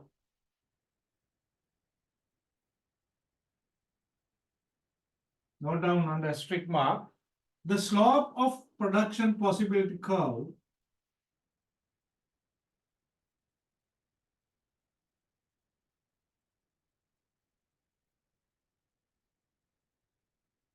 represents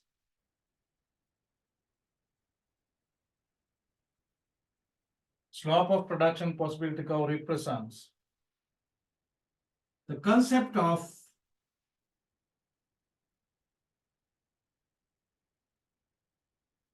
opportunity cost.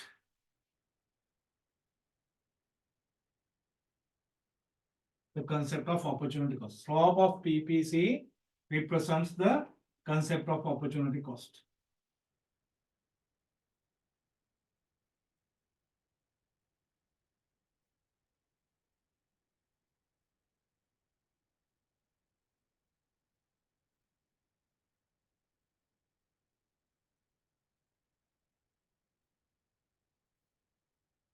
According to the opportunity cost, there are main three shapes of. According to the opportunity cost, there are main three shapes of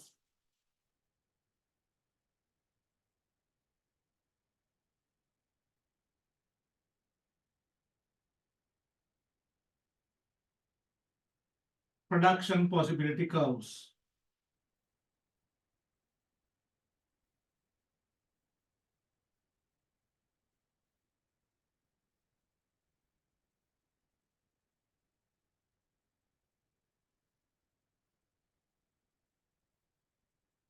First one,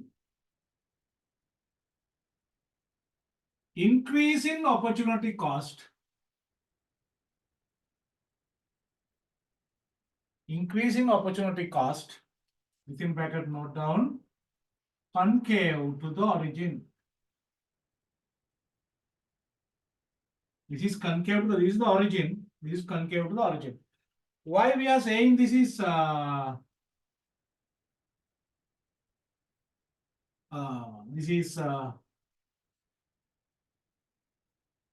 increase in opportunity cost. Increase in opportunity cost mean if we are increasing production of one good in constant amounts, just see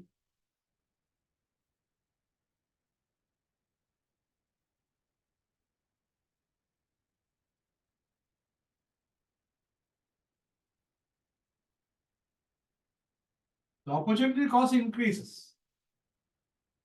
See, from zero, this amount, we say 100.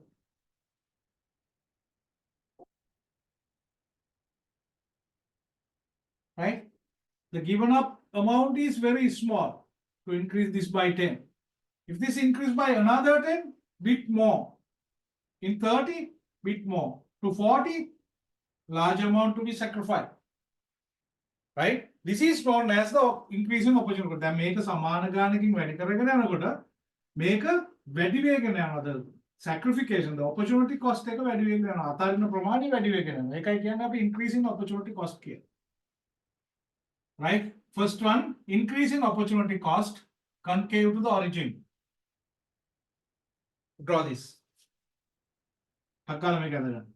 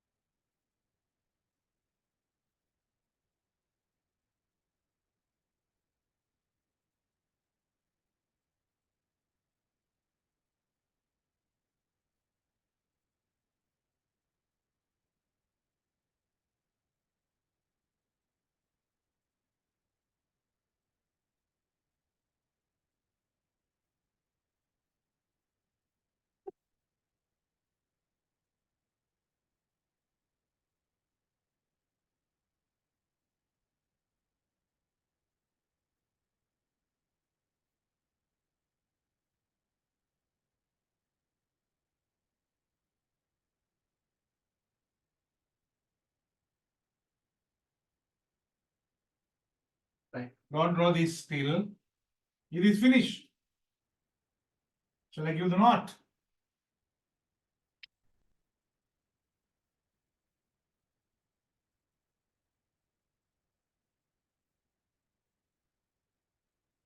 When increasing the production of one good,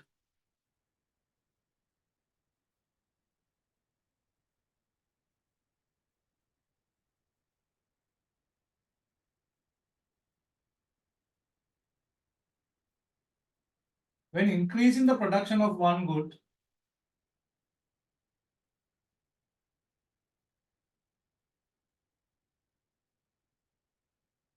when increasing the production of one good in same quantities or equal quantities,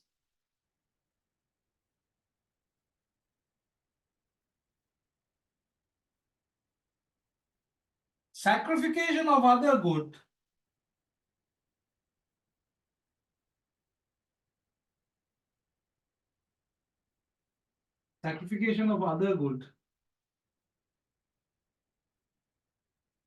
is increasing.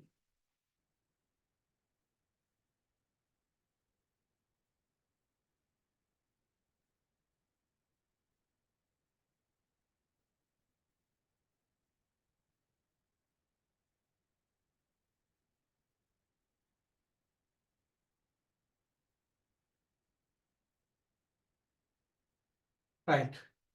Now, second shape is convex to the origin, right?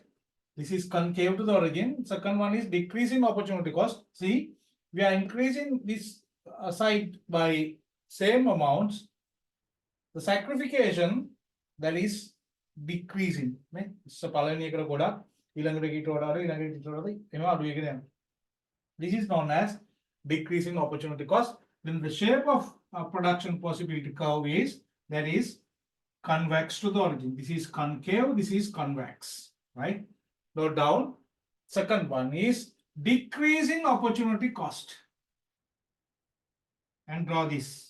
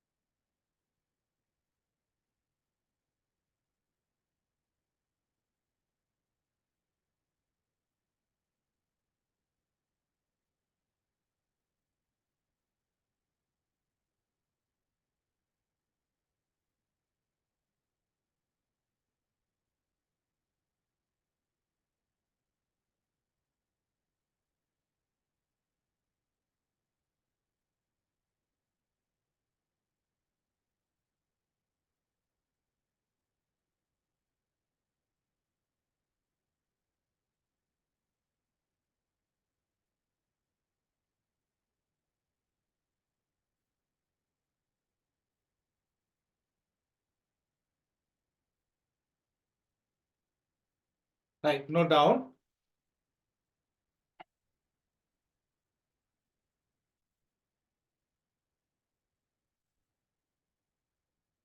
When increasing the production of one good in equal quantities or same quantities,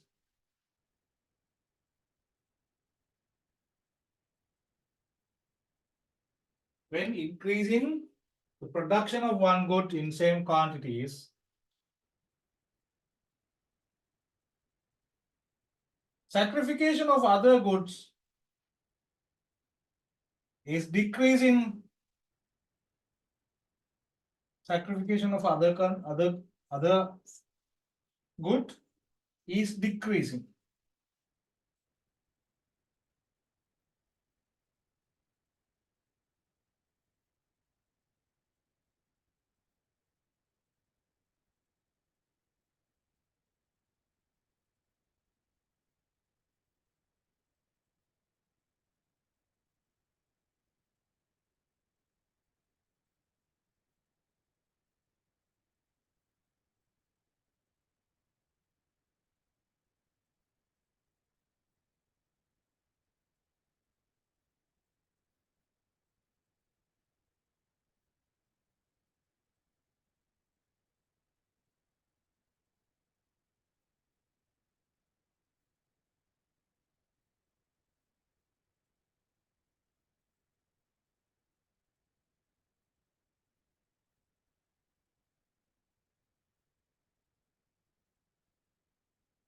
Next is the constant opportunity cost.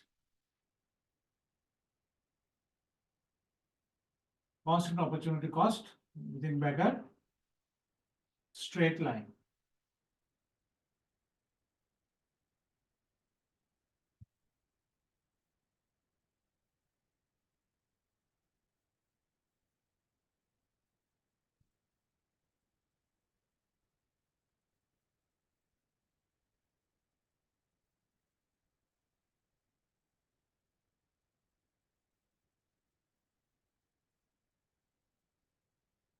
Right? Here what was happened? When increase in the production of one good in same amounts, right? The sacrification also decreasing in the same amounts. Right? Sacrification of the other good is decreasing in same amount. See, 10 given up, 10 increase. 10 given up, 20 given up, 20 increase, like that. Right? Okay, draw this. Constant opportunity cost, straight line, draw this.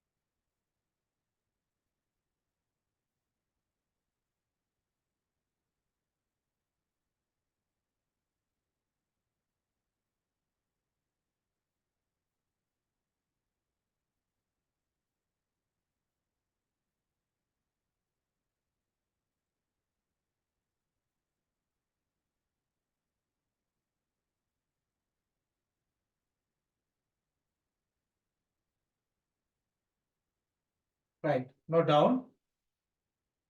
When increasing the production of one good in same quantities,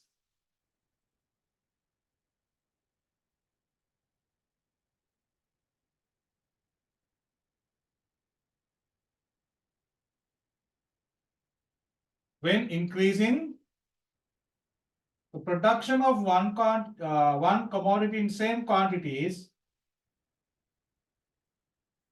sacrification of other good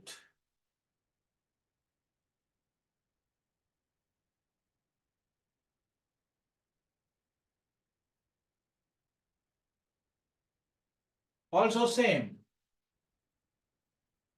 Other good also same. පේනවනේ 10 10 වැඩි කරලා තියෙනවා 10 10 අඩු වෙලා තියෙනවා. බිඳුවේ ඉන්නකොට මේකෙන් 40ක් හැදුවා, මේකෙන් 10ක් හදනකොට 30කට ගියා, මේකෙන් 20ක් හදනකොට 20කට ගියා, 30ක් හදනකොට 10කට ආවා, 40ක් හදනකොට බිඳුවට ආවා. 10 10 තමයි අඩු වෙලා තියෙන්නේ. සේම් එකම ප්‍රමාණයෙන් අඩු වෙලා සමාන ප්‍රමාණය. මේක මෙහෙම වෙන්නත් පුළුවන් 10ක් යනකොට 100ක් අඩු වෙනවා, 20ක් යනකොට 200කට අඩු වෙනවා, එහෙම වෙන්නත් පුළුවන්.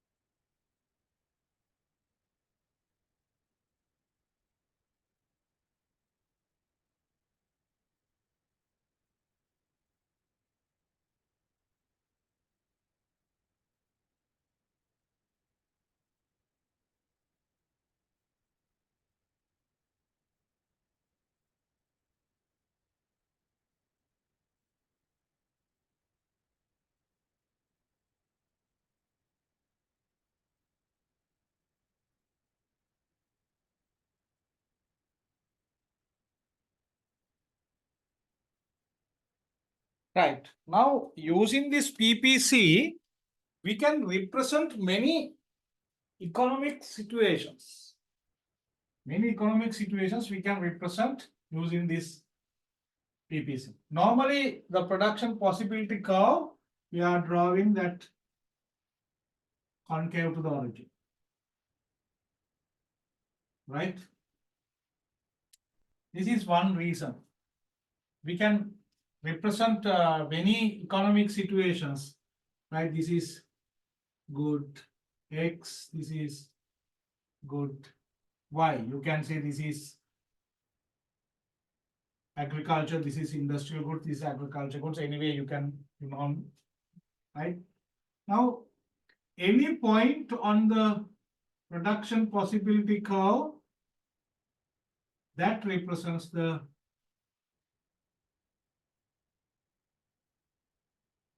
full employment.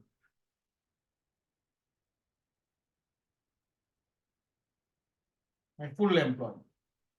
Any point inside the production possibility curve, left, right, that represents unemployment.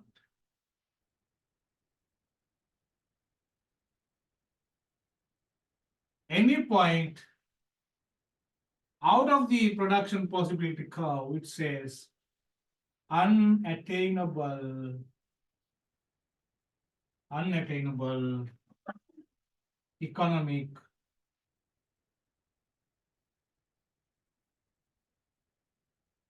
target. Unattainable economic target.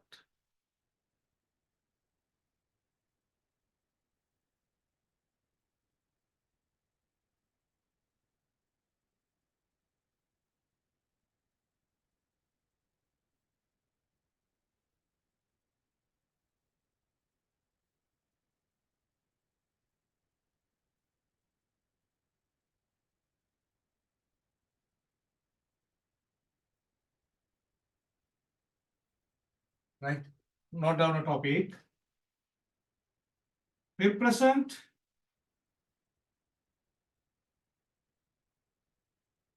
economic situations used in PPC. Represent economic situations used in PPC. There are many. Now, all these we can represent in one graph. Unemployment, full employment, and unattainable economic target. Draw this first.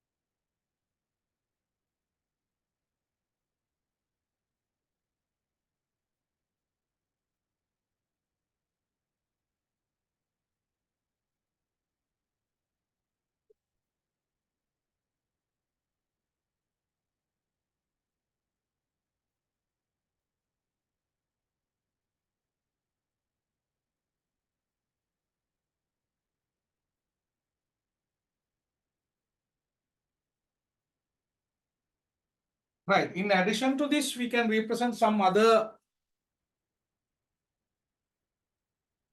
situations.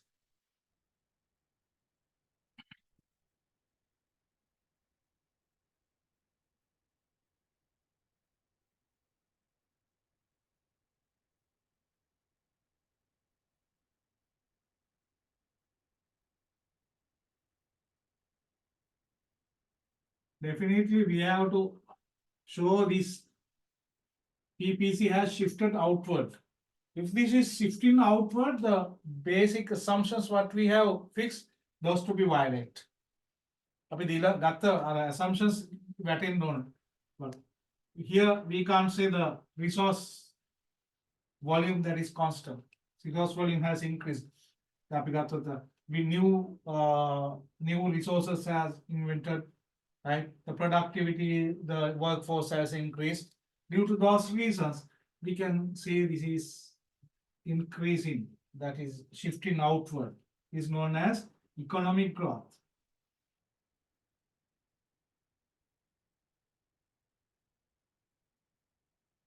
Right? Economic growth. Same way, if we are indicating this as shifted inward, that is known as economic degradation. Right? Okay. Note down the second concept is economic growth. And draw this.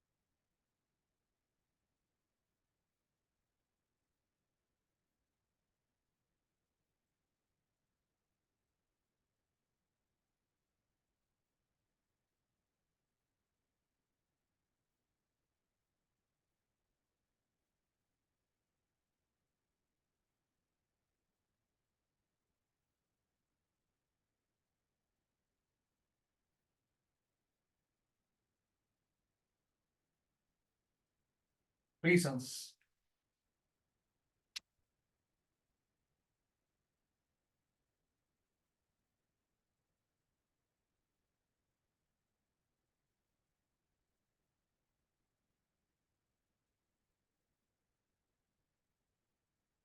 There are many reasons for this. Note down. There are many, I will give you few.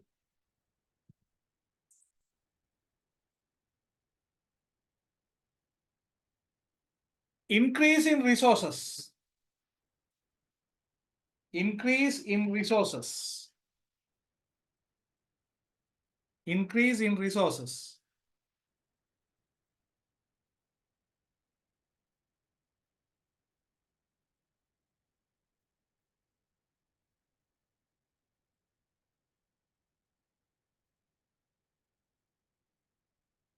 Technological advancement. Increase in resources. Second one, technological advancement.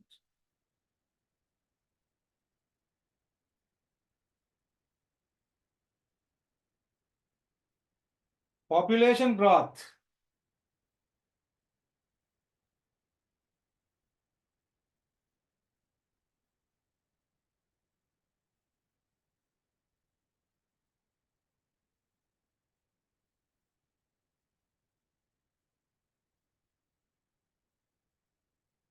Population growth.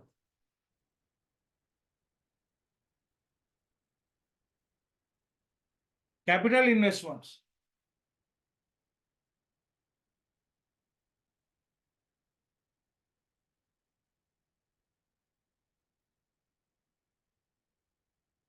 Capital investments.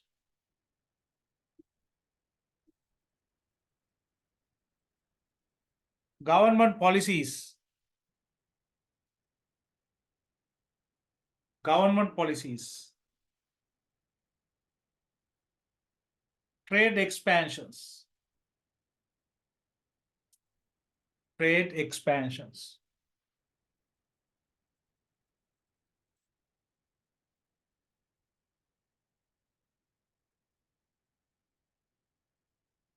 Right? Another is the opposite concept, economic recession. Economic recession.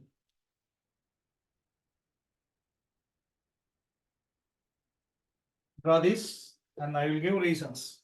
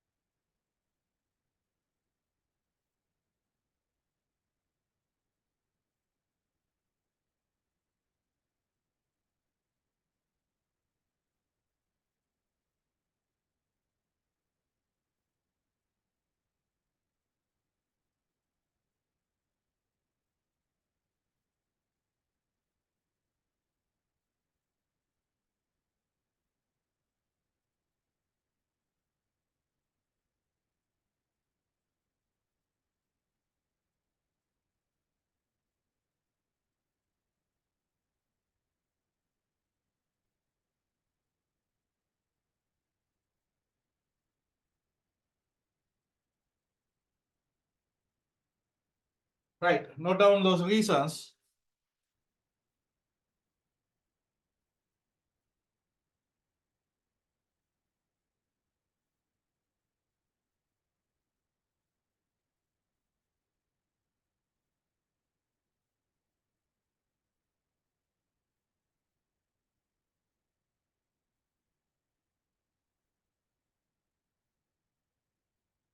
War and conflicts. War and conflicts. War and conflicts.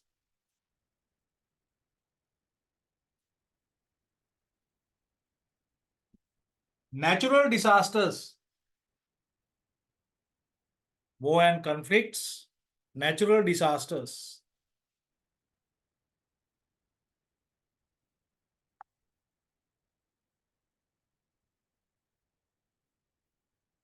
Natural disasters. Resource depletion. Resource depletion.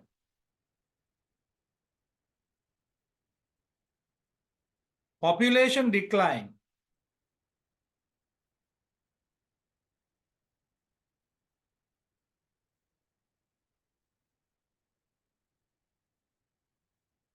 Technological regression. Technological regression.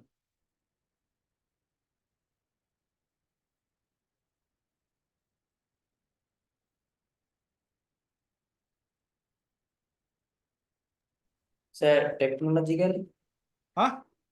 technological, Regression.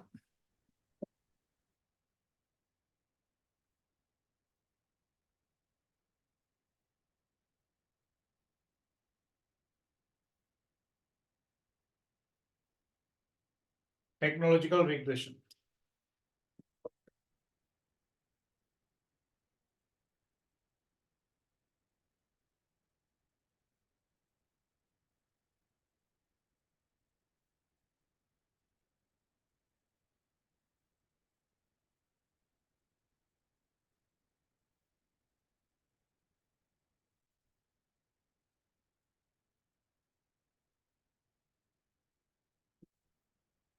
Right.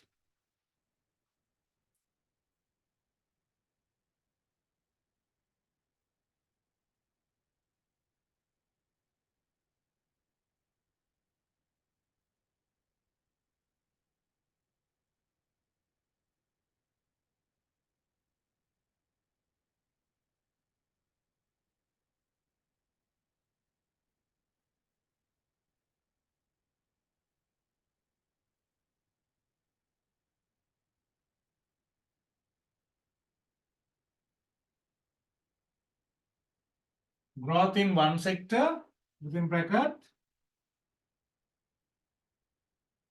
partial growth. Partial growth.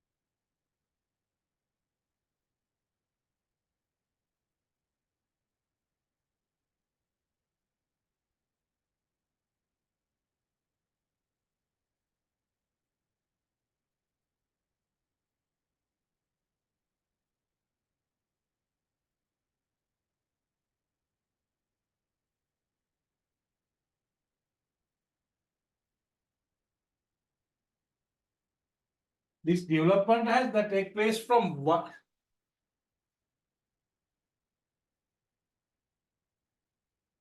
Right? This has happened from one side. Same way we can understand this as partial regression. Right? This is partial growth. This is growth in one sector. Right? Note down reasons. Reasons.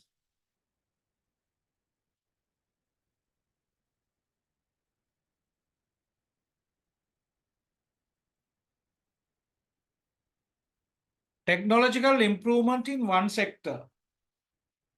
Technological improvement in one sector.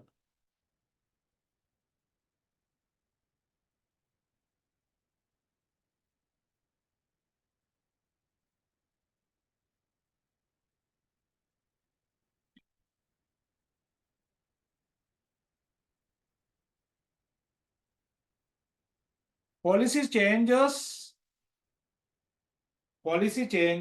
favor in one sector.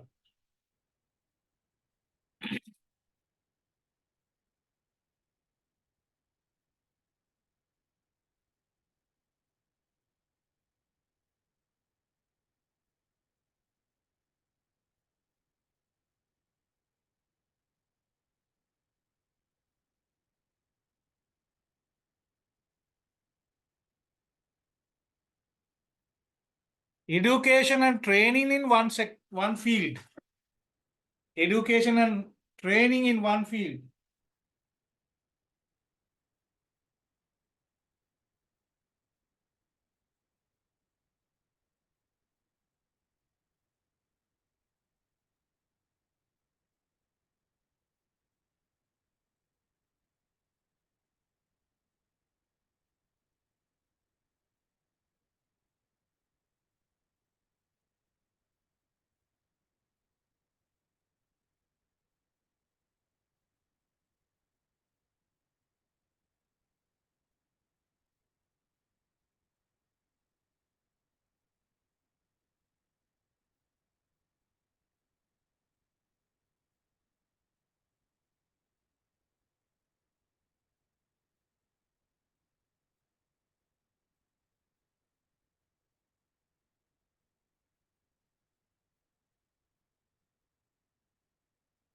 Innovation in one industry.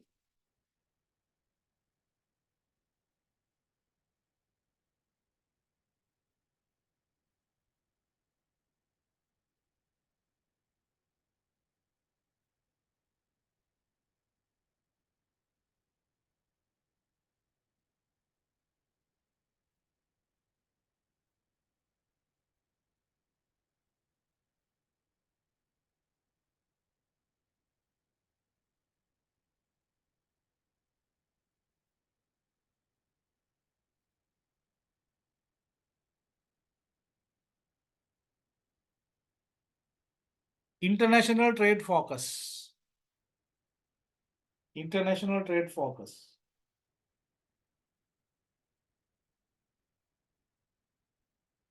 Right. Same way this can happen in other side.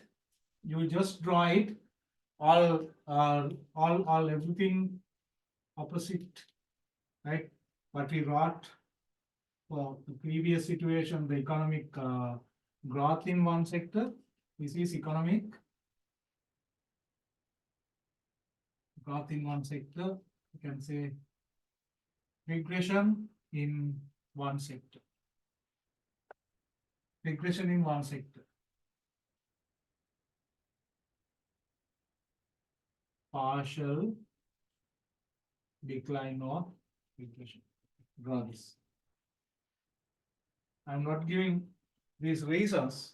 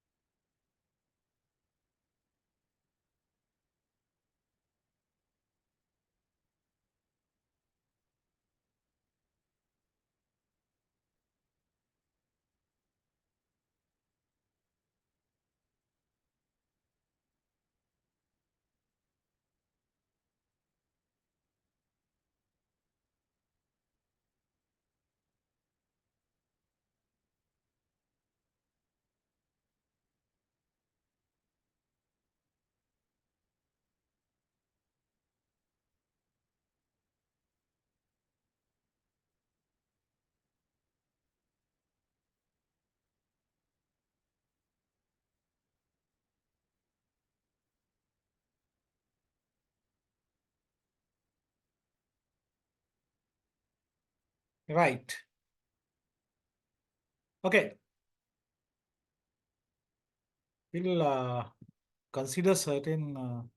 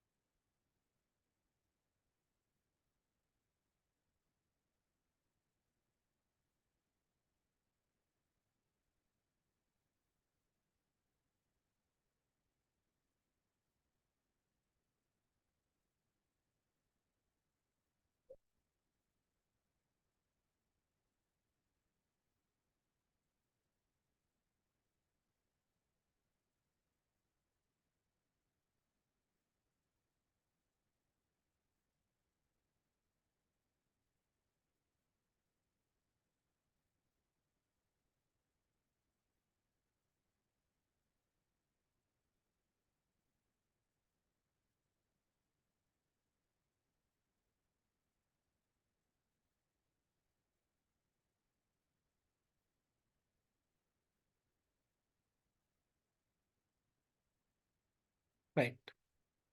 I will share a paper, right?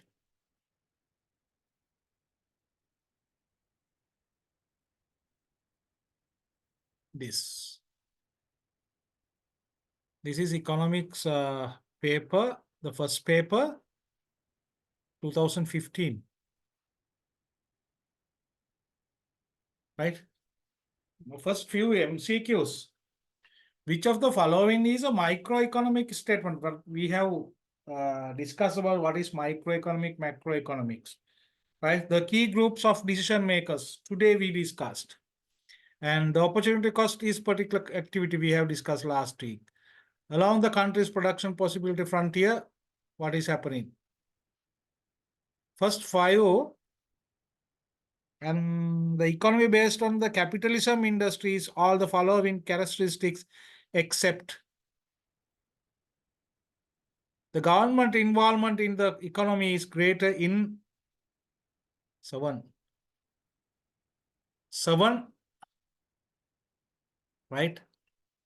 7 mean how many marks?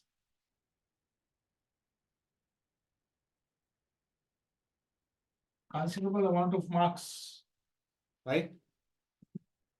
Shall we answer this? Shall we try to answer? I will explain.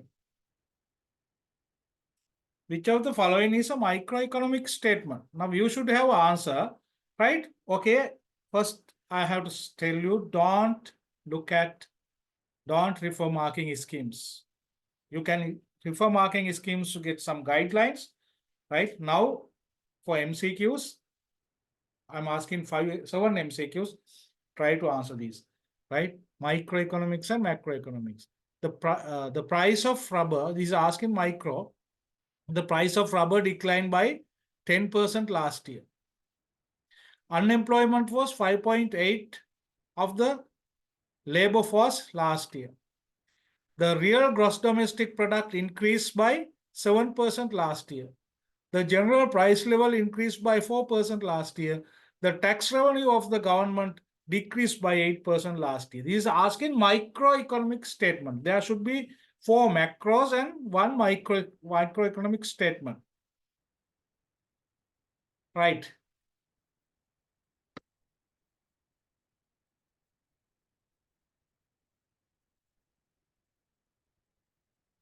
Suddenly, what is the micro statement?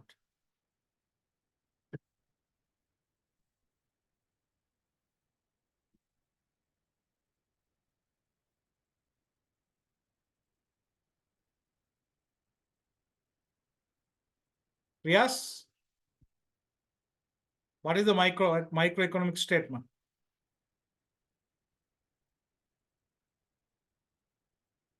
Now, to understand this, the last topic what we discussed last week, the difference between micro and macro, that is definite, right?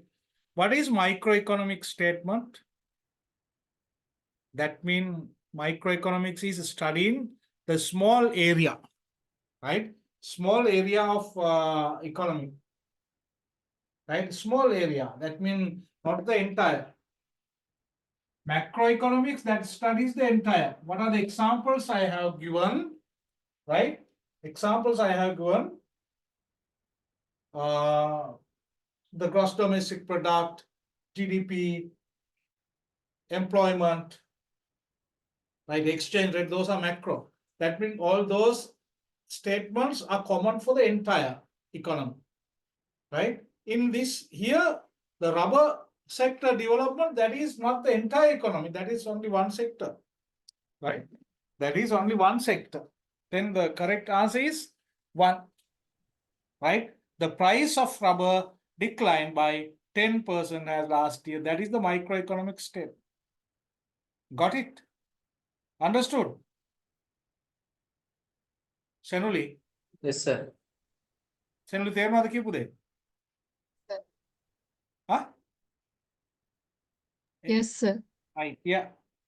But try to understand now, these are frequently asking questions, given some questions and statements and asking what is micro and macro. Sometimes it is asking what is positive, what is normative. Right? All those to be understand clearly.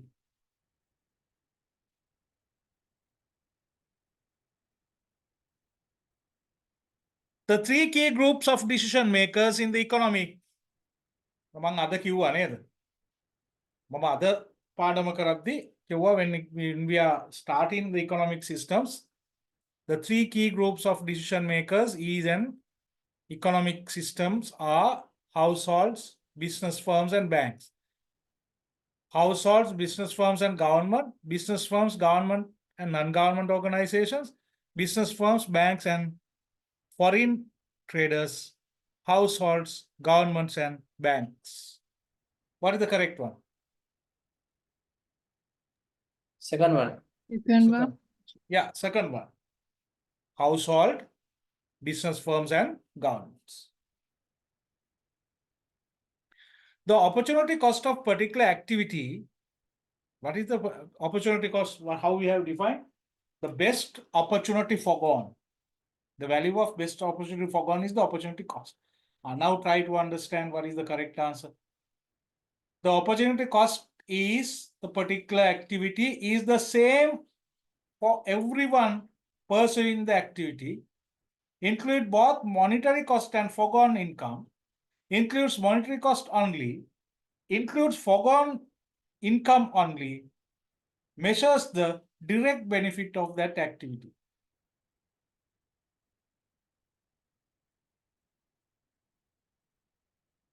Yes. Opportunity cost. The value of best opportunity forgone. Then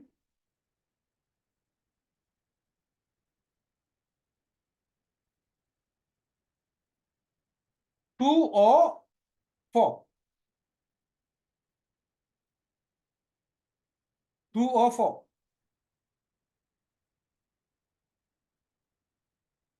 Yes, 2 or 4. 2. 4. Shanuli, 2 or 4? 2. 4, dear.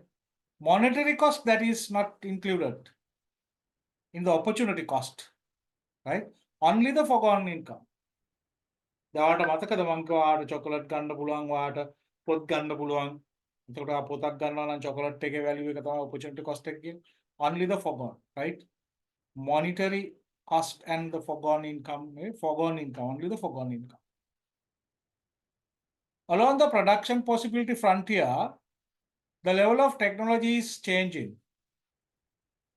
More of the good can be produced without giving up producing some of the other good. Resources are not being fully utilized. Available resources are being fully utilized. There is productive inefficiency in the economy. Now, related to this production possibility frontier, we have to discuss another small part which I purposely didn't discuss. I want to discuss that after demand supply lesson as well as after the production cost. මේ දෙකත් ඉවරනම තමයි මම කතා කරන්නේ allocative efficiency and productive efficiency. Right? Available resources are being fully utilized. There is productive efficiency in the economy. What is the correct answer? On this line, production possibility. Generally, what am I going to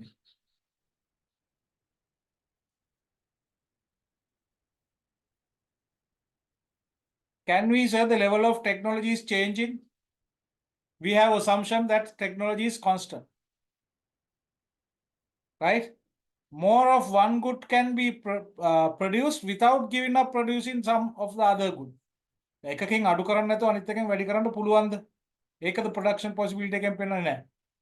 එකකින් අඩු කරලා අනිත් එකෙන් වැඩි කරපු ගාන.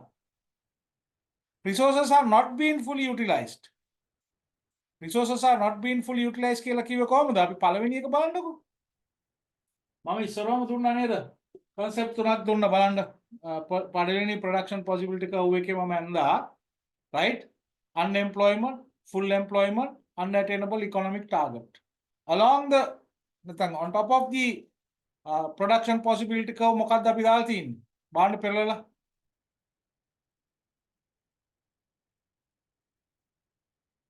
Yes. What is it?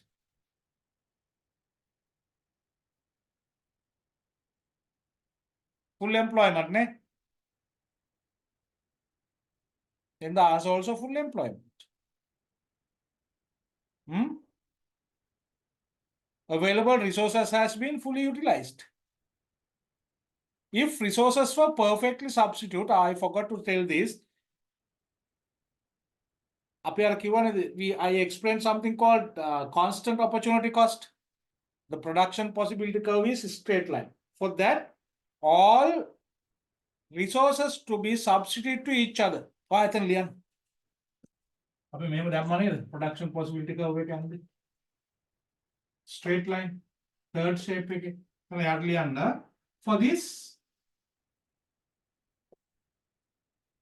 For this, factors of production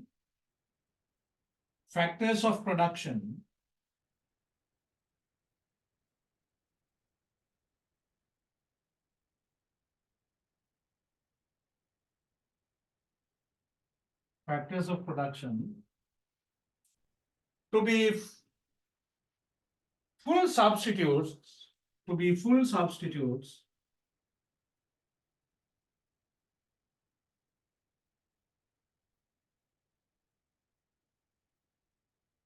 for each other. Full substitutes for each other.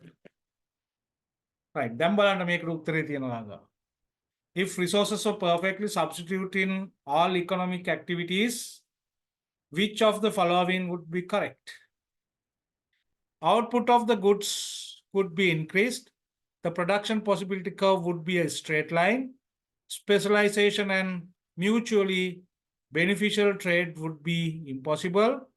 No country or individual would have a comparative advantage in activity. Scarcity of resources would be eliminated. Then the answer is second, straight line. The economy based on capitalism include all the following characteristics except. Then this is asking what is not included in, which characteristic is not included in command economy, not the market economy. Capitalism means market economy. The price system based on the demand and supply, a system of private property, self-interest among households and entrepreneurs, freedom of enterprise, centralized planning. Freedom of enterprise. No. Freedom of enterprise, that is also included in capital, right? Centralized planning. Yeah, centralized planning. Central planning economy. Now this command economy also known as central planning economy. It's a clear. Central planning economy. That is socialist economies. Central planning that is not included in this capitalism. The economy is based on capitalism. That is decentralized decision making. මම ඒක දුන්නා decentralized decision making කියලා. ඒතකොට ඒක තමයි the correct answer. The centralized planning. The degree of government involvement in country is greater in market economy, command economy, mixed economy, social market economy, traditional economy. Second one. Yes, command economy, the government intervention in the market is very high. Right? Government intervention is very high. Right? Then here there are 7 questions to answer. Right?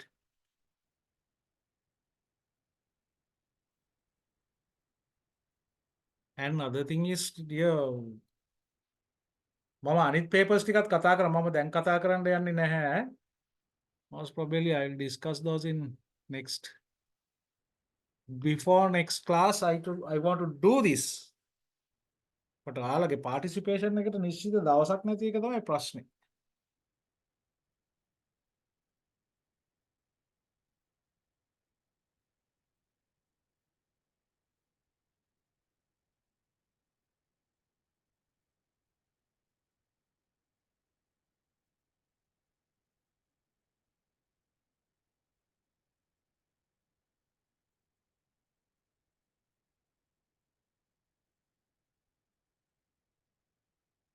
Right. I'll give you another, we'll discuss another few questions in 2016. Right. 2016 අපි ප්‍රශ්න ටිකක් බලමු අනිත් ටික මම recording එකක් එවන්නම්. ඒ ඔක්කොම මම cloud එකට තමයි අප්ලෝඩ් කරන්නේ.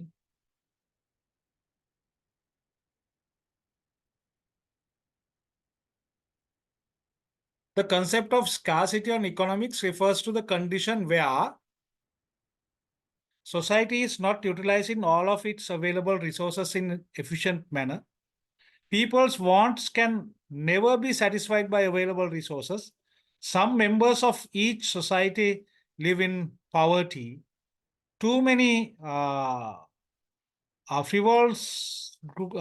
frivolous goods and services are produced at the expense of socially desirable goods and services. Production is efficient, but the distribution is inefficient. What is scarcity? Second one. Yes, second. Clearly, that is second. People's wants can never be satisfied by the available resources. Production possibility boundaries are drawn concave to the origin to reflect decreasing opportunity cost, producing more of either goods, scarcity of resources in economy, constant opportunity cost, unfair distribution of resources, increase in opportunity cost include producing more of either. Concave to the origin. Fifth one. Fifth one, yes, that says increase in opportunity cost.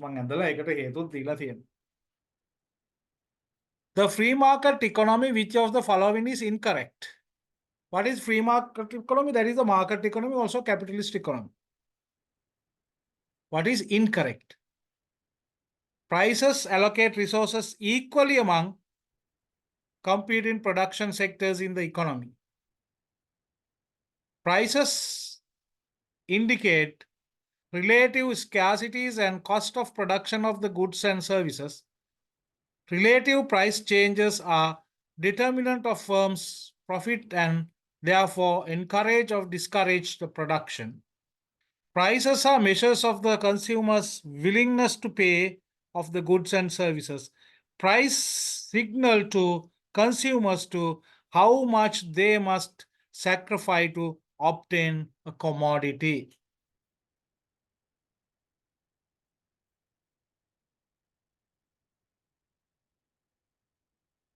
Free market economy. price allocate resources equally among competing production sectors? Will it happen? Equally distribution of resources. We can say that is happening in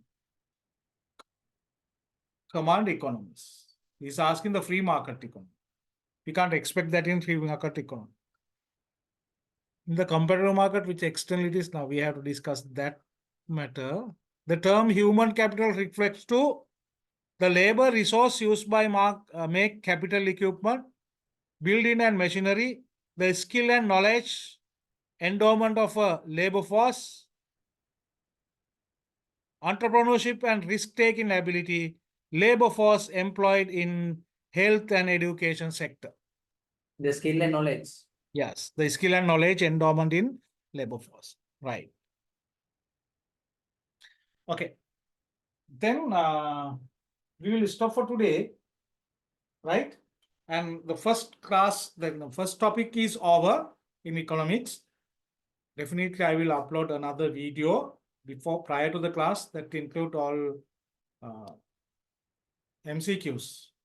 Right. MCQs ටිකක් මම video එකක් upload කරනවා. අනිත් එක තමයි you can other things, then second paper questions we have to discuss in live class, right? Not the recording, right? Live class එකේ අපි අනිත් දේවල් කරන්න ඕනේ. You can come up with answers ලියාගෙන එන්නත් පුළුවන්. කැමති විදියක් අපි කරමු. Then we will stop for today. If you have anything to ask, then you can ask. මොනවද අහන්න තියෙනවද ළමයි?